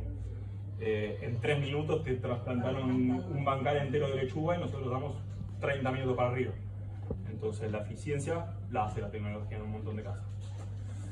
Rápidamente podemos ver cómo se desarrollan los cultivos y lo que buscaba de representar en esto es justamente el hecho del distanciamiento, el acotamiento del espacio. Como ves, como rápidamente, la distancia que nosotros usamos básicamente es cuando la planta llega a un 75% de desarrollo y que ya empiecen a tocarse, que empiecen a rozarse, cosa de cubrir rápidamente las entrelíneas y las entreplantas, con lo cual hacemos, depende del cultivo, entre 1 y 2 intervenciones de laboreo mecanizado para control de malezas y después ya la cobertura vegetal hace lo suyo. Arriba a la derecha lo que pueden ver es justo los 2 chiquititos que es un trasplante de remolacha recién realizada. La remolacha la trasplantamos, por más de que haya libro, todos los libros te van a decir que no se puede trasplantar la remolacha, mentira. Se trasplanta y acelera un mes por lo menos la producción. Y así en un montón de casos. La zanahoria no me animo a trasplantarla. Pero tenés que agarrarla en el tiempo justo, lo descubrí, porque si no, si hace mucha raíz, después te nace.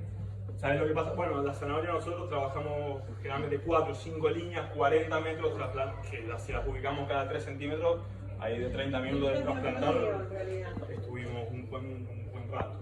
Por ahora la trabajamos en siembra directa, no descarto seguir atendiendo a esta situación, porque lo que nos permite netamente el tener cultivos por trasplante es acelerar los tiempos. Mientras todavía le falta un mes para que se termine de cosechar la lechuga, ya la estoy germinando dentro del invernadero y hago esta situación de rotación bien intensiva. Sí, también ayuda con las malezas. Ni hablar, porque se establece mucho más rápido y le gané una generación por lo menos de malezas. Completamente. Bueno, eso, ahí tenemos justo remolacha y en los bancales de la izquierda que siguen es la remolacha ya bien establecida. Fíjense cómo cubre rápidamente todo el surco y no hay lugar para que germine una maleza. Para los casos de siembra directa, tenemos estas 2 maquinitas, sembradoras de precisión. Y nada de hablar de una maquinaria montada en un tractor, esto es una sembradora de precisión. Autopropulsada a sangre humana. Nos paramos en el bancalcito, llenamos la tolvita y ahí estamos haciendo una siembra de rúcula, por ejemplo. Esta es mi máquina favorita, se llama, lógicamente acá no se consigue, la trajimos de afuera porque un chico que trabaja en la red de productores, hicimos un intercambio en Canadá, se fue a trabajar a Canadá y de paso se trajo la maquinola. Pero bueno, básicamente lo que les quería mostrar de esta maquinita, fíjense que acá tiene un sistema el diagrama, o sea, el funcionamiento está dado por la rotación de la rueda, que es simplemente autopropulsada. Y tenemos un sistema de 2 engranajes que son variables. Puedes utilizar el distinto engranaje para corregir el distanciamiento que van a ir cayendo después las semillitas por esta torbita que hay ahí abajo, básicamente. ¿Me preguntabas algo, perdón? ¿Cómo? Básicamente, como si fuese los cambios de la bicicleta. Netamente hace eso, porque hace que gire. La rueda acciona este mecanismo y depende del engranaje, hace que esta torbita, que es la que genera que la semilla vaya cayendo, gire más rápido, más lenta. Exactamente. Vamos de primera a tercera, bueno, ahí te vas jugando, tiene una tablita donde ves los distanciamientos. Nosotros lo usamos para sembrar muy pocos cultivos, pero zanahoria, rúcula, rabanito, alguna curey, no sé si alguno más.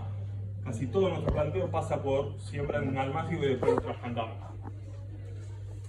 Bueno, ahí está la imagen de cómo funcionaba básicamente. Manejos, control de malezas. La fotito hace un poquito de ruido capaz. Vemos un tractorcito con un tubo de gas butano y la boca de un dragón escupiendo fuego adelante.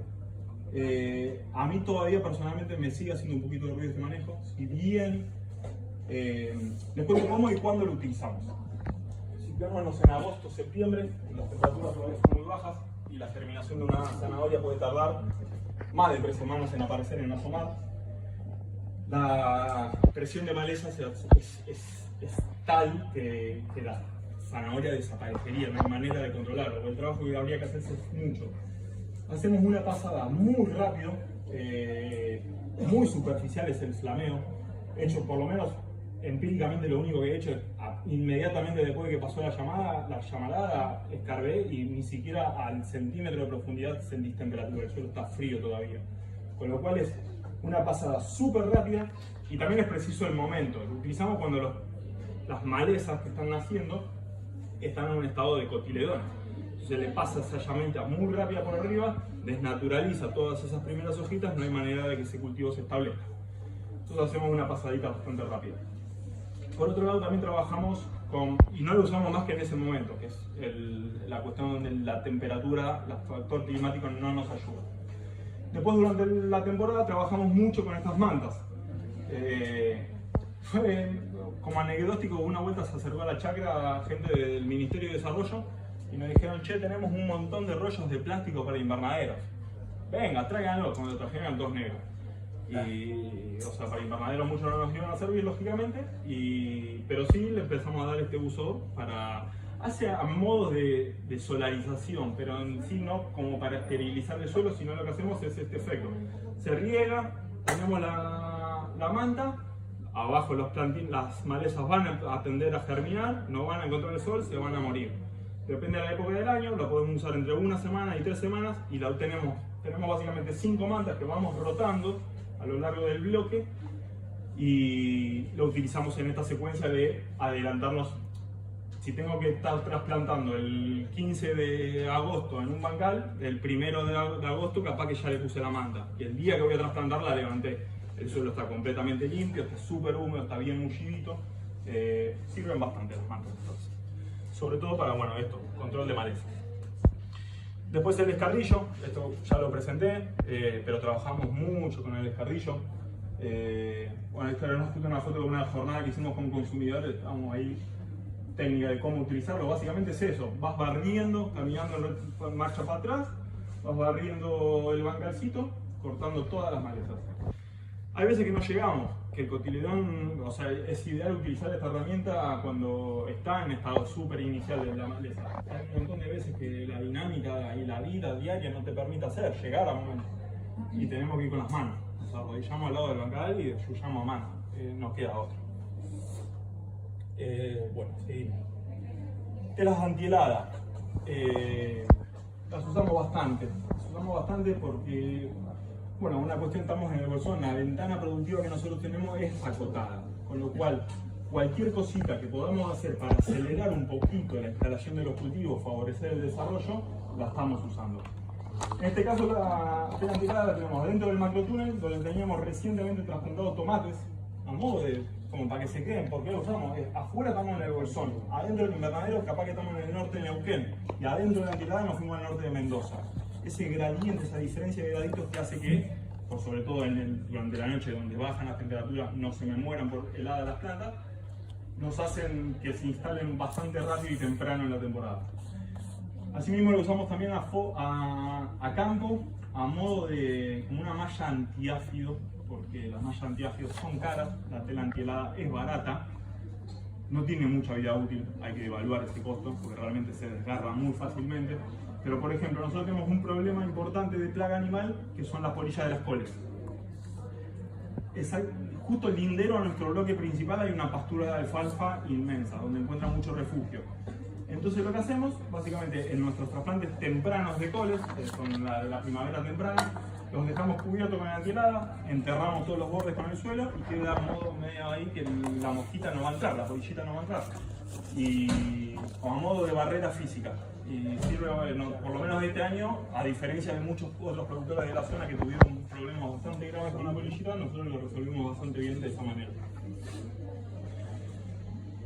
Después, acá tenemos un bioreactor, básicamente es un nombre medio complejo, pero no deja de ser un tanque cervecero, básicamente, de producción de cerveza. Es desarrollado por los chicos de la Almendra, el laboratorio que les había comentado hace un ratito. Parte de las enseñanzas del curso estaba dividido en 4 módulos principalmente. Uno teórico, uno de producción de compost, teníamos uno de producción de enmiendas, básicamente extractos y test del mismo compost que hacemos, y el cuarto era todo lo de microscopía. Con este equipito, ahí arriba en verdecito lo que se ve es un aireador. Este es un aireador de estanque, es el más grande que se consigue en el mercado. Lo que hacemos es, tiene la manguerita, se inyecta aire por abajo. Todo el tubo, todo el depósito se completa con agua. Por la boca de arriba colocamos una especie de bolsa que tiene un entramado, una malla de 400 micrones. Eso es súper importante porque es un diámetro tal que nos va a permitir poder liberar de nuestro compost al medio líquido toda la microbiología que nosotros queremos. En el tamaño tal para que salgan las bacterias, para que salgan los hongos, para que salgan los nematodes, para que salgan los protozoos. Y los extraemos a un medio líquido. El aire es el que va a generar que cuando choca esa columna de aire con la bolsa, se empieza a mover y rompemos esos pegamentos que tienen los microorganismos para estar adheridos a la estructura del compost, al suelo que están generando, que están construyendo. Con el aire rompemos y los extraemos. Es importante la presión. Trabajamos básicamente 80 a 100 psi, porque si le damos más presión estamos dándole una trompada directa a un microorganismo y lo maté. Básicamente va por eso, entonces es importante ajustar las presiones. Y este tipito lo que nos hace es eso, hacemos la extracción, que no era más que netamente llevar a un medio líquido los microorganismos. Y con ese extracto regamos los plantines, hacemos inoculaciones de microorganismos, fortalecemos. En caso de que tuviésemos un compost que vemos que le estaban faltando hongos, como habíamos visto en el análisis de suelo, podemos pasar a hacer un té. El té de compost no es más que un extracto al cual yo le adiciono alimento en busca de desarrollar la microbiología que quiero. Si quiero desarrollar bacterias, le voy a poner azúcares simples. Si quiero proliferar más bien una masa fúngica, voy a ir a ácidos fúlvicos, ácidos húmicos. Entonces, en función de lo que busco, le pongo el alimento, acciono el aireador. Y estamos hablando de un aireador porque de vuelta estamos hablando de microbiología aeróbica. Si esto lo hacemos, hay muchos ensayos del INTA hoy en día trabajando con especies de bioinsumos y demás, que no dejan de ser medio una lotería en cierto punto, porque si no le das la aireación necesaria, ese medio se convierte rápidamente en anaeróbico. Todo el oxígeno que estaba en el agua lo consumieron los microorganismos y se te fue anaeróbico. Cuando hablamos de anaeróbico y aeróbico, estamos hablando de un gradiente de 6 partes por millón de oxígeno a 4 partes por millón de oxígeno. Es un dato sumamente ínfimo, con lo cual es muy importante sostener estas condiciones. Iván, Dime. Sí. Voy a hacer las consultas ¿Cómo? por quedan 20 mail. minutos. Tranquilo, estamos bastante bien. Bueno, arreglos florales, biología, plantas nativas, hacemos de todo, tenemos de todo en el huerto. Hay un montecito de nativas, súper importante, tenemos un bloque con caléndula, atraer polinizadores. Ya, o sea, no me voy a adentrar mucho en conceptos de agroecología per se, porque entiendo que muchos ya están empapados con ciertas bases. cuestiones que nosotros hacemos. La diversidad es súper importante para nosotros y netamente pasa por ahí. Cosecha. La cosecha básicamente se lleva el 60% de la temporada, estamos todo el día cosechando. En plena temporada lo único que hacemos es cosechar. Así que acá no voy a hacer más que mostrar algunas fotos de algunos cultivos que trabajamos. Voy a pasarlas así rápidamente ya que me apuraron con el tiempo. Bueno, esta la conocen, la voy abajo en el medio. Pan de azúcar, achicoria pan de azúcar. Un cultivo que de repente pesa más de 1,5 kg en la planta. Y nosotros cultivamos 10 plantas por metro cuadrado de estas. O sea, el rendimiento por metro... Y fíjense esto, estamos hablando de rendimientos por metro cuadrado. Ya estamos yendo a otra escala al salir de este rendimiento por hectárea. Porque, bueno, un poco la filosofía de lo que nosotros llevamos. Radicchio, el radicchio también, plantas de 500 a 1 kilo cada una. Nosotros, medio como que tenemos un poco nuestra marca registrada, es que hacemos una mega verdura. El tamaño de la hortaliza es bastante grande. Esas remolachas no bajan de 500 gramos cada una. Y no estamos hablando de cultivos pasados. Esa remolacha tiene 90 días de vida. Fue trasplantada y a los 90 días la cosechamos.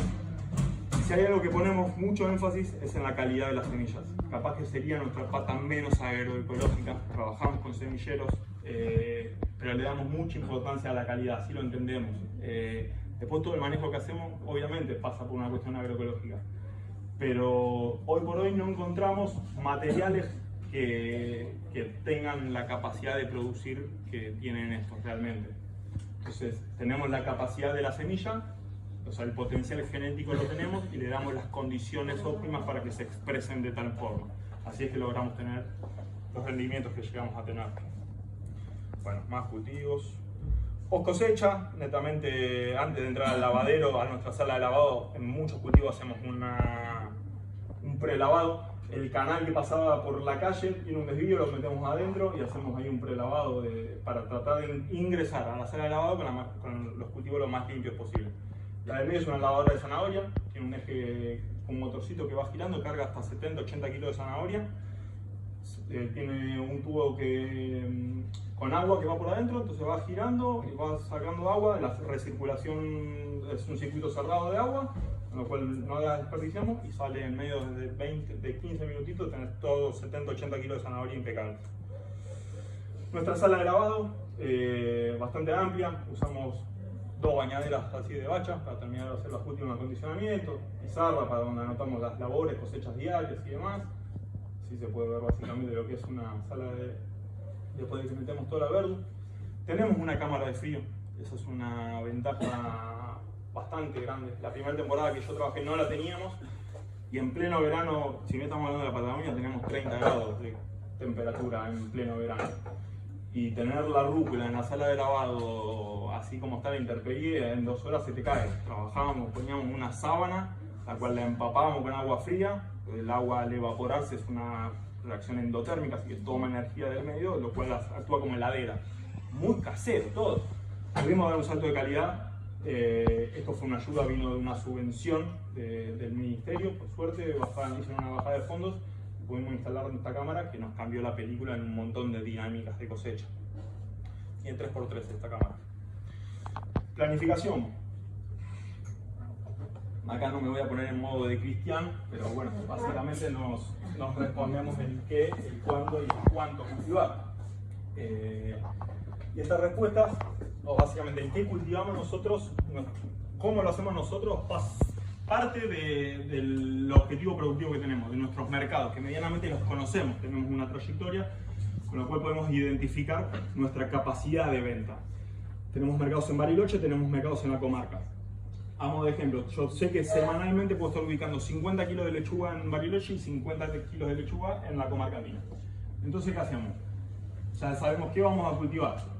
Con la información de los cultivos, tablas, registros nuestros, vemos la disponibilidad, es decir, la ventana productiva que podemos realizarlo, los días a madurez y esto es muy importante también saber si estamos trabajando con fecha de siembra a cosecha o de trasplante a cosecha. Porque si de repente un cultivo lo trabajaste con siembra y el otro con trasplante, llegaste al campo y tenés las variables cruzadas. Y el rendimiento. Por ejemplo, vamos de vuelta al ejemplo de la lechuga. Yo sé que mi lechuga no baja de 500 gramos la unidad. y yo trasplanto a 3 líneas por cada 30 centímetros. Es decir, en 3 bolillos. En 1 metro cuadrado me entran 10 plantas de lechuga. Básicamente tengo 5 kilos de lechuga por metro cuadrado. Si yo quiero vender 100 kilos, necesito 20 metros. Ahora, nuestros bancales, nuestras cámaras de cultivo básicamente tienen una longitud bastante estándar. Eso es importante para estandarizar procesos. Nosotros tenemos camas de 40 metros en promedio. Con lo cual ya sabemos que un bancal de lechuga nos va a satisfacer 2 semanas de venta. Entonces, lo que hacemos es, en nuestra ventana de cultivo, sembramos cada 15 días. Cada 15 días estoy sembrando lechuga, cada 15 días la estoy trasplantando y cada 15 días tengo un bancal listo disponible para cosechar. Los 15 días son suficientes para que esa lechuga no se pase, entonces hacemos un circuito bastante preciso. Y así vamos barriendo todas las hortalizas, una por una, de la A a la Z. Hacemos más de 40 hortalizas, especies de hortalizas y más de 60 variedades. Recopilamos toda la cantidad de bancales que vamos a estar cultivando y tenemos que hacer un ajuste, porque capaz que nuestros objetivos productivos los tiramos muy para arriba y terminamos necesitando más bancales que los que tenemos. Bueno, parte de la planificación, ajustar, y después, una vez que tenemos bien definido qué cultivos vamos a hacer, qué cantidad de bancales vamos a estar haciendo cada uno, hacemos medio un croquis. Esto no tenemos más que imprimimos en una hoja bastante grande todo el diagrama de todo el campo, le pegamos un acetato arriba como si estuviésemos cruzando agrosistema y le empezamos a dibujar arriba los cultivos que vamos a empezar a colocar en cada campo, siguiendo ciertos patrones, grupo de familias, buscando hacer que sea lo más amigable posible. Estamos hablando de una gran cantidad de cultivos donde a veces, si vamos a rajatabla con las definiciones de agrupamiento, a veces que entran en conflicto. Pero bueno, tratamos de hacer lo más amigable posible con estas ideas. Y a partir de ahí se genera el calendario de siembra. Entonces, ya sé todos los cultivos, sé dónde van a estar los cultivos, entonces sé cuándo tengo que estar sembrando ese cultivo anteriormente. Entonces, básicamente, ese pasa a ser nuestra hoja de ruta de toda la temporada y la tratamos de mantener a rajatabla, donde tenemos semana tras semana todos los cultivos que vamos a estar sembrando. Esta es un poco de la información que manejamos. Netamente acá no vale mucho más la pena que están expresadas las líneas que usamos en cada bancal, el tipo de bandeja de germinación que usamos, y ya sale por resultados. Si yo tengo que hacer un bancal de acelga, sé que necesito sembrar 4 bandejas de acelga. Porque de vuelta, si vamos netamente a los números, el bancal de acelga de lechuga que tiene el mismo marco, estamos hablando de 10 plantas por metro cuadrado, en los 40 metros de bancal son 400 plantas. Las bandejas tienen 128 celdas, en las que nosotros usamos 3 bandejas, casi que me abastecen. Pero no podemos estar pensando que vamos a germinar el 100% de los cultivos. Le aplicamos un factor de falla de germinación, que es un 0,8 básicamente, con lo cual de las 400 plantas que necesitamos sembramos 480. Si eso lo dividimos por 128, te da casi 4 bandejas. De ahí son esos numeritos que dicen bandejas por bancal. Y esa es nuestra hoja de ruta para seguir semana tras semana en la temporada. Estrategia de comercialización. Acá, netamente, bueno, más que estrategia, les vamos a mostrar un poco cómo comercializamos. Nosotros trabajamos en lo que es la Feria Franca. La Feria Franca es un espacio que está destinado para productores a que vayan a comercializar sus productos, es toda producción regional. Básicamente nos dividimos un día, hay muchos productores hortícolas en la zona y tenemos un día específico para cada uno de nosotros. Nosotros puntualmente, y siempre se trabaja por la mañana. Entonces vamos todos los lunes, ya saben que nosotros vamos a estar. Van los martes, la van a encontrar Silvina, van los miércoles, la van a encontrar Rizoma, y así sucesivamente. Pero lo que hacemos es que de lunes a sábado la gente sepa, ya sabe que en ese espacio va a encontrar producción hortícola, agroecológica, local y zonal. La construcción y el vínculo con los consumidores es lo más importante para nosotros. Si tengo que estar mencionando esto, de lo que es una estrategia de comercialización, nuestra situación es relacionarnos y vincularnos fuertemente con los consumidores. Yo hago la feria, me voy los lunes a pararme y me saludan con nombre y apellido, me dan un abrazo, me regalan locro el 1 de mayo. La vinculación que generamos con los consumidores, y así los tratamos, no son clientes, son consumidores, netamente. Esa es la visión que nosotros tratamos de generar. Otra herramienta que utilizamos es una venta anticipada, a modo de bolsón, pero el bolsón medio como que no termina de gustar en la gente, porque a veces van verduras o hortalizas que no le gustan y te lo compraron una vez, y cuando te lo compraron 2 veces y ya le cayeron 3 verduras que no le gustan, no te lo compran más. Entonces trabajando esto es un formulario de Google, es una herramienta súper básica, libre, gratuita, desplegamos toda la oferta de nuestras hortalizas, las especificamos, nos eligen la cantidad, ponen el lugar de retiro y así entran pedidos. Así que nada, herramientas, cositas fáciles y sencillas para poder comercializar. Después teníamos nuestros nodos de Bariloche, que esos capaz que lo voy a contar ahora enseguida, que trabajamos a modo de, con muchas chacras que producen al igual que nosotros, aunamos en grandes cosechas y enviamos a Bariloche a modo de cooperativa, pensemos. Así que les voy a presentar un poco lo que fueron los números en esta temporada de Amaranthus. Egresos. La temporada completa, nuestra temporada arranca la última semana de julio y la finalizamos casi que el 31 de mayo. Hoy por hoy seguimos comercializando porque todavía tenemos bastante verde, pero medio como que la pensamos en esos 9 meses de producción. Bueno, costo de producción, remuneraciones, la repaca, que es esta red de productores que les comento que hay muchas chacras al igual que nosotros. En este caso, nosotros compramos, hay un productor que es netamente de frutillas, entonces, y ellos no trabajan en Feria Franca, nos venden a nosotros y nosotros se los comercializamos. Trabajamos en a modo de red, buscando ubicar las distintas cuestiones. Alquiler y servicios es el único gasto que van a encontrar ahí como un costo fijo de producción. Todo lo demás son los costos directos variables a lo que hacen a la producción. En total, básicamente, casi 8 millones de pesos. Si vamos a los ingresos que tuvimos esta temporada de comercializar la verdura, superaron un poquito los 19 millones de pesos. Desglosando apenitas los conceptos. Feria Franca, el tercero que es formulario, son los puntos de comercialización netamente de la comarca andina. Si los sumamos dan más del 50%. Es decir, más del 50% de nuestra producción llega a la mano del consumidor de forma directa y local. Tenemos un 25% que la enviamos a Bariloche. Y después, bueno, tenemos distintos conceptos. De vuelta, trabajamos con gastronómicos que nos hacen planteos específicos de algunas hortalizas. La repaca de vuelta, que nosotros le vendemos a otros chacras. Tenemos un subsidio de pasantes. Como les contaba que habíamos conseguido la beca que trabajamos con 4 pasantes de la universidad. A través del ministerio nos becaron a 2. Esa es la bajada de eso que aparece como subsidio de pasantes.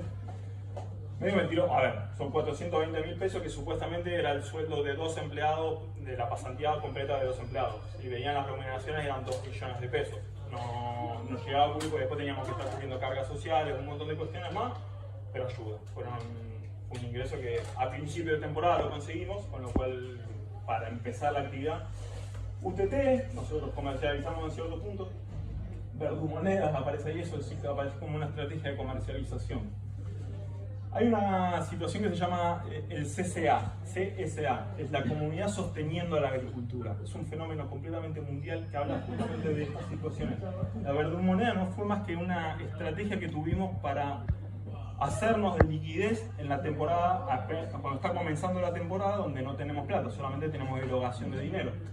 Lo que hacíamos es, fijamos el precio de las hortalizas al momento del año en el que estamos hablando de julio, y la ofrecimos a la comunidad. Entonces la gente iba y me decía, toma, acá tenés 50.000 pesos para que vos produzcas. Y después con eso yo te congelaba el precio de la hortaliza en ese momento, y a partir de diciembre, que es cuando nosotros abundábamos en cantidad de hortalizas, podían ir a la Feria Franca e ir canjeando ese crédito que habían realizado para con nosotros. Nada, una estrategia que es bastante interesante. Hay un montón de bibliografía e información sobre distintos modelos de esto. La verdad que a nosotros nos sirvió un montonazo. Si vamos a los márgenes, nuestra producción en la temporada, en esas 2 hectáreas que cultivamos hortalizas, llegamos a producir más de 70 toneladas de alimentos que nos causaron estos ingresos brutos de 19 millones de pesos.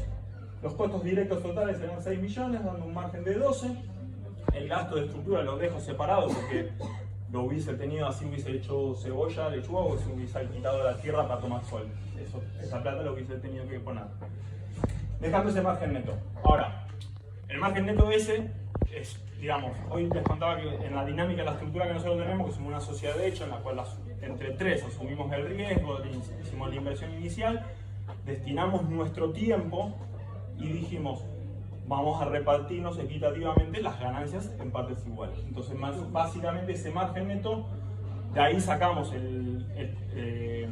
una proporción de reinversión. por lo menos hoy en día tenemos cubierto ya casi el 100% de los costos de producción, los insumos necesarios para afrontar la nueva temporada, dejándonos, bueno, un margen que por lo menos en nuestro ritmo y estilo de vida es más que suficiente para satisfacer la vida que quiero llevar yo, básicamente. Así que la actividad es rentable. Pensemos que estamos hablando de acotando cadenas de consumidores, estamos hablando de que le vendemos directamente al que se lo lleva a la casa, acotás toda la línea. Y la construcción de precios, que es otro factor que pueden llegar a decir, sí, lo agroecológico, lo orgánico es caro. Se hace en la división de la cantidad de kilos que hicimos por los ingresos que tenemos, no llega a un precio mayor a 300 pesos el kilo de la hortaliza, en promedio. Entonces, no estamos descabellados. Nuestros precios son muy competitivos, vamos a la verdulería, hacemos recopilación de información y en muchos casos estamos incluso por debajo de lo que venden las verdulerías que traen verdura de Mendoza o de cualquier otro lado convencional. Entonces, nada, cositas que hay que empezar a prestar atención. Y llegamos a lo último, Vicky, así que... Redes agroecológicas. Acá, bueno, voy a comentar sobre dos cositas puntualmente. Sistema participativo de garantía, súper importante. Entiendo que acá en Luján se creó, existe, me encanta que exista. Hay que favorecerlo, hay que acompañarlo. Es nuestra forma de certificar nuestra producción agroecológica. No es más que los sistemas participativos de garantías, digamos, actúan de esa manera. Certificar que lo que nosotros estamos haciendo es agroecológico y es una tríada conformada tanto por actores productores, por técnicos específicos. En nuestro caso trabajamos con técnicos de la Universidad Nacional de Río Negro y con técnicos del INTA, y también la pata más importante de todas son los consumidores. A partir del SPG generamos jornadas con los consumidores que vienen a la chacra, vienen a conocer cómo producimos, entonces empezamos a acercarnos a la gente a la cual nosotros le vendemos. De vuelta, empezar a trabajar con consumidores, no con clientes. Puedo profundizar, sé que Dani vos sabés un montón de esta materia, te confío en que desarrolles este tema vos en algún momento, pero nada, es una cosa. Yo participo activamente, soy miembro del consejo del SPG del Ecomarcal en rol de productor, pero bueno, hacemos ferias conjuntas con un montón de productores, nada, es un movimiento resarpado. Acá en Argentina hay un montón, así que celebro que se desarrollen. Que también es una contracara a lo que son certificaciones orgánicas, que son súper burocráticas, que te exigen un montón de dinero, que hacen que el producto orgánico sea caro. Lo orgánico es caro por la certificación que lleva. Nosotros tenemos que acercarnos a productores agroecológicos. Va por ahí. Y por último quiero presentar a esto. Algo que estamos empezando a gestar nosotros desde allá, desde la comarca andina, es esta red de productores agroecológicos de la comarca andina. Autodenominamos la REPACA. Estamos organizados, hacemos asambleas mensuales, contamos nuestras experiencias, esto que yo le estoy contando, hicimos lo mismo uno por uno de cada uno, somos hoy en día más de 14 establecimientos que producen y hacen lo mismo o cositas parecidas. Puedo nombrar entre ellos, nada, son un montón de productores, tenemos molinos de harina, tenemos una chacra que se especializa en plantas de fruta fina, el resto casi todos somos productores de hortalizas, eso es una realidad. Pero bueno, tenemos una horizontalidad inmensa, trabajamos en modo de bloque, hacemos compras conjuntas, comercializamos en nodos comunes, nos aunamos todo y mandamos un flete grande a Bariloche y trabajamos con una gran producción. Nada, la unión y la horizontalidad entre los pares hace que estemos dando que hablar. Hace muy poquito, por suerte, tuvimos la reunión con Cambio Rural, en la cual estuvo presente Eduardo Cerdá, en la chacra nuestra, y perdón la expresión, pero se cayó de culo con las cosas que hacemos. La organización que vio de la forma en la que trabajamos, es básicamente encauzó todos los discursos que él pregonaba, lo vio materializado en la comarca. Y lo digo de esta manera porque realmente me siento orgulloso de estar perteneciendo a una red de productores como esta, que están haciendo, no tenemos ni si lo pones en Google y ni aparece. Lo estamos gestionando, estamos creciendo. Perdón, cuando te referís a red, sería tipo cooperativa. No tenemos, mira, la personería jurídica que nosotros sostenemos es una fundación. En el año 2018 se creó una fundación que se llama Cultivo Ecológico, y entre la red hoy en día la tomamos como una herramienta de financiación para conseguir cosas, y es nuestra personería jurídica. Entre todos nosotros la sostenemos. Hay que pagar, hay que hacer balances mensuales, anuales. Sería lo más similar a lo que nosotros... Es una forma de cooperatividad, de cooperativizarlo. pero hacemos de todo, tenemos formulación de precios conjuntas, nos reunimos y entonces todos los productores vamos a la Feria Franca y todos tenemos el mismo precio en la verdura. Entonces, si va mi vieja a comprar mañana, me encuentra a mí o lo encuentra el miércoles a otro productor, va a encontrar la misma hortaliza con el mismo precio. Y eso me parece que es increíble. Cosita, el último, esta es la última diapo, Vicky. Un resumen para tomar dimensión de lo que somos hoy en día como Repaca. Albergamos más de 14 proyectos. La superficie no supera las 8 hectáreas cuando empezamos a juntar la superficie que trabaja cada uno de nosotros.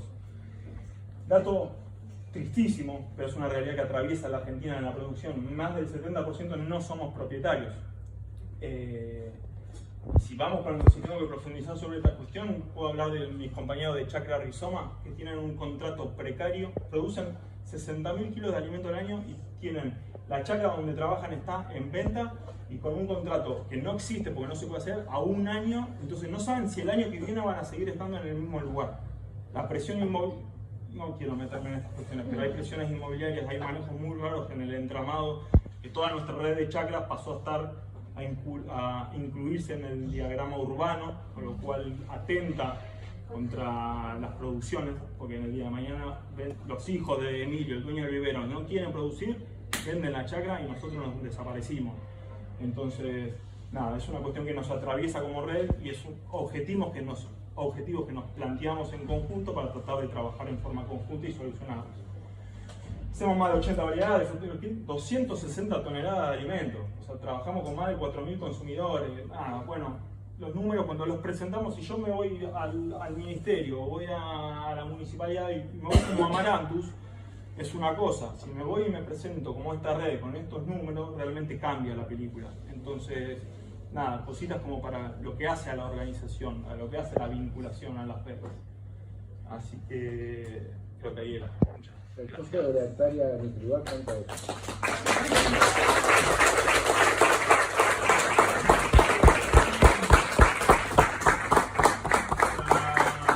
La tierra es barata. Nosotros ahí veías $1.000.000 fue el costo anual por 2 hectáreas. Tenemos 2 contratos diferentes. ¿El alquiler? El alquiler, con servicios incluidos en alguno de los casos. ¿Y el costo de la hectárea comprada?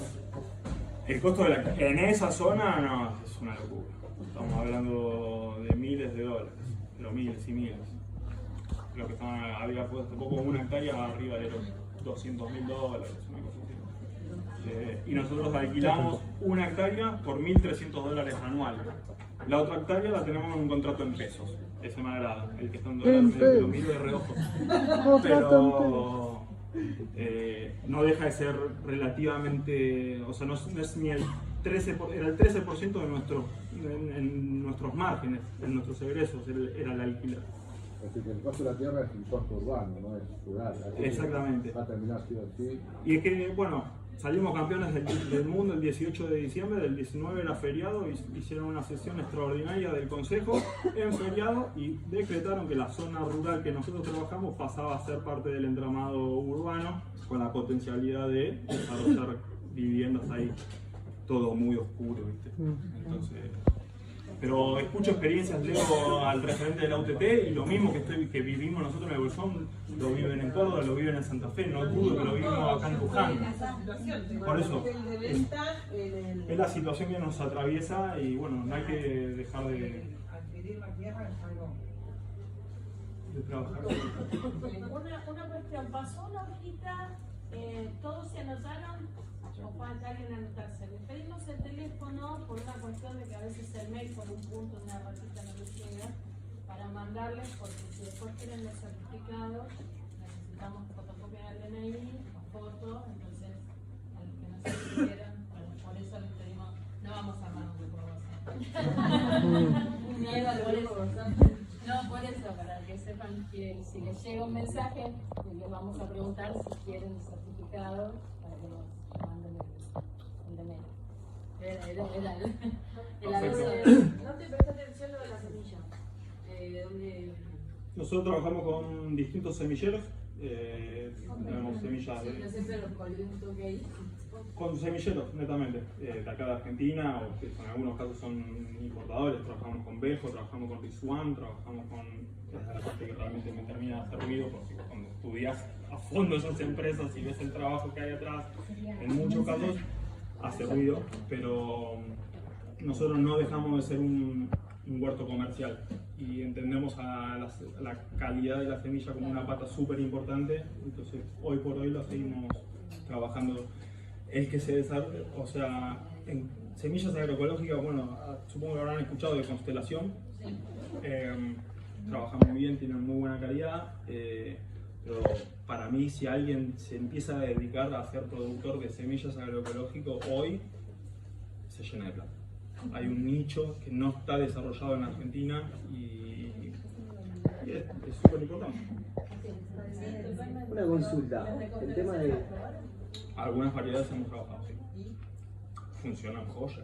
Pero las tenés que después reproducir vos. O sea, ellos Y nosotros no podemos, o sea, ya estoy con... no tenés un permiso para poner. Es una película aparte, tenés que, si trabajamos a autoproducción de semillas, nosotros no nos damos abasto, tendría que contratar a alguien que se dedica a eso, un bloque específico, usamiento, bueno, ya todos lo sabemos, es difícil, sos productor de semillas, ver las dos es complejo. El tema de armar los plantines, ¿eso es manual o el mismo vivero se los prepara, digamos? No, lo hacemos nosotros, sembramos una por una. Una por una, mano. Una tac, por tac, una. tac, tac. Las que tienen 200 celdas. ¿Cómo? Perdón. Un plantador. Ese es el que le estamos exigiendo al INTA de allá de la zona que nos termine de fabricar. Que es tipo una pata de pato que como la que entierran la pata. Sí, por la misma gravedad se entiende. Sí. Estamos trabajando en diseñar ese equipito que se acomode a las dimensiones de... Todos nosotros trabajamos con cama de cultivo de 1 metro de ancho. Esto de que no hay tecnología desarrollada para nuestro modelo productivo puntualmente. ¿Tienen para hacer las bandejas de plantines sembrador algo? La siembra, lo único que tenemos es una tabla de madera con taquitos de madera que nos permiten hacer rápido los 128 orificios para meter la semilla, pero después usamos el sembrador manual. Estamos desarrollando, hay tecnología, pero de vuelta, la estamos buscando nosotros con esto que hay una que se llama Quick Drop Seeder, que es rápido para que caiga la semillita. Son 2 placas de acrílico desencontradas, la típica que se usa en hidroponía.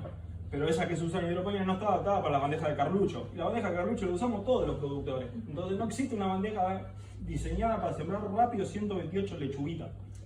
Hacemos una por una. Es una bandeja de vacío simplemente. Esa, la de la aspiradora es una, esa la usamos y no funciona bien, o sea, teníamos pérdidas de aire, o sea, termina trabajando el doble.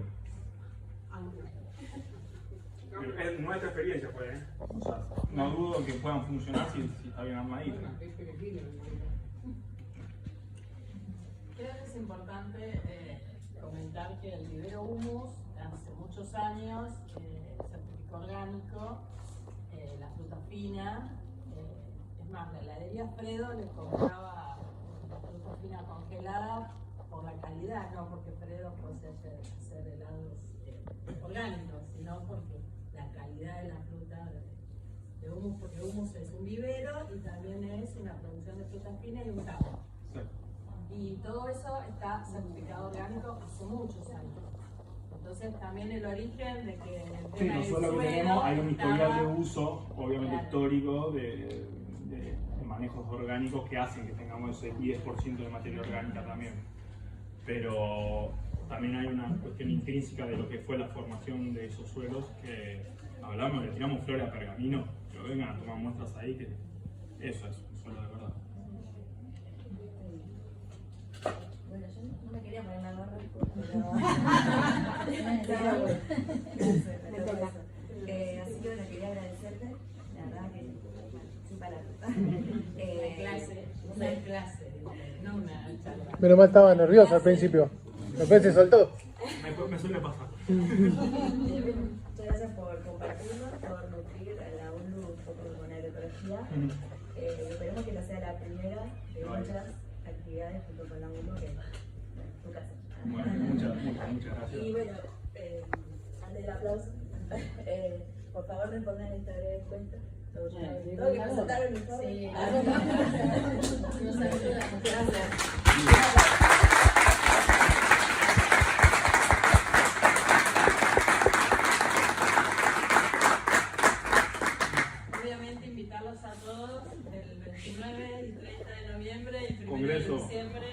Congreso de Herbología en el Bolsón, donde obviamente van a Invitamos. estar ellos. Vamos a cerrar cualquier vez.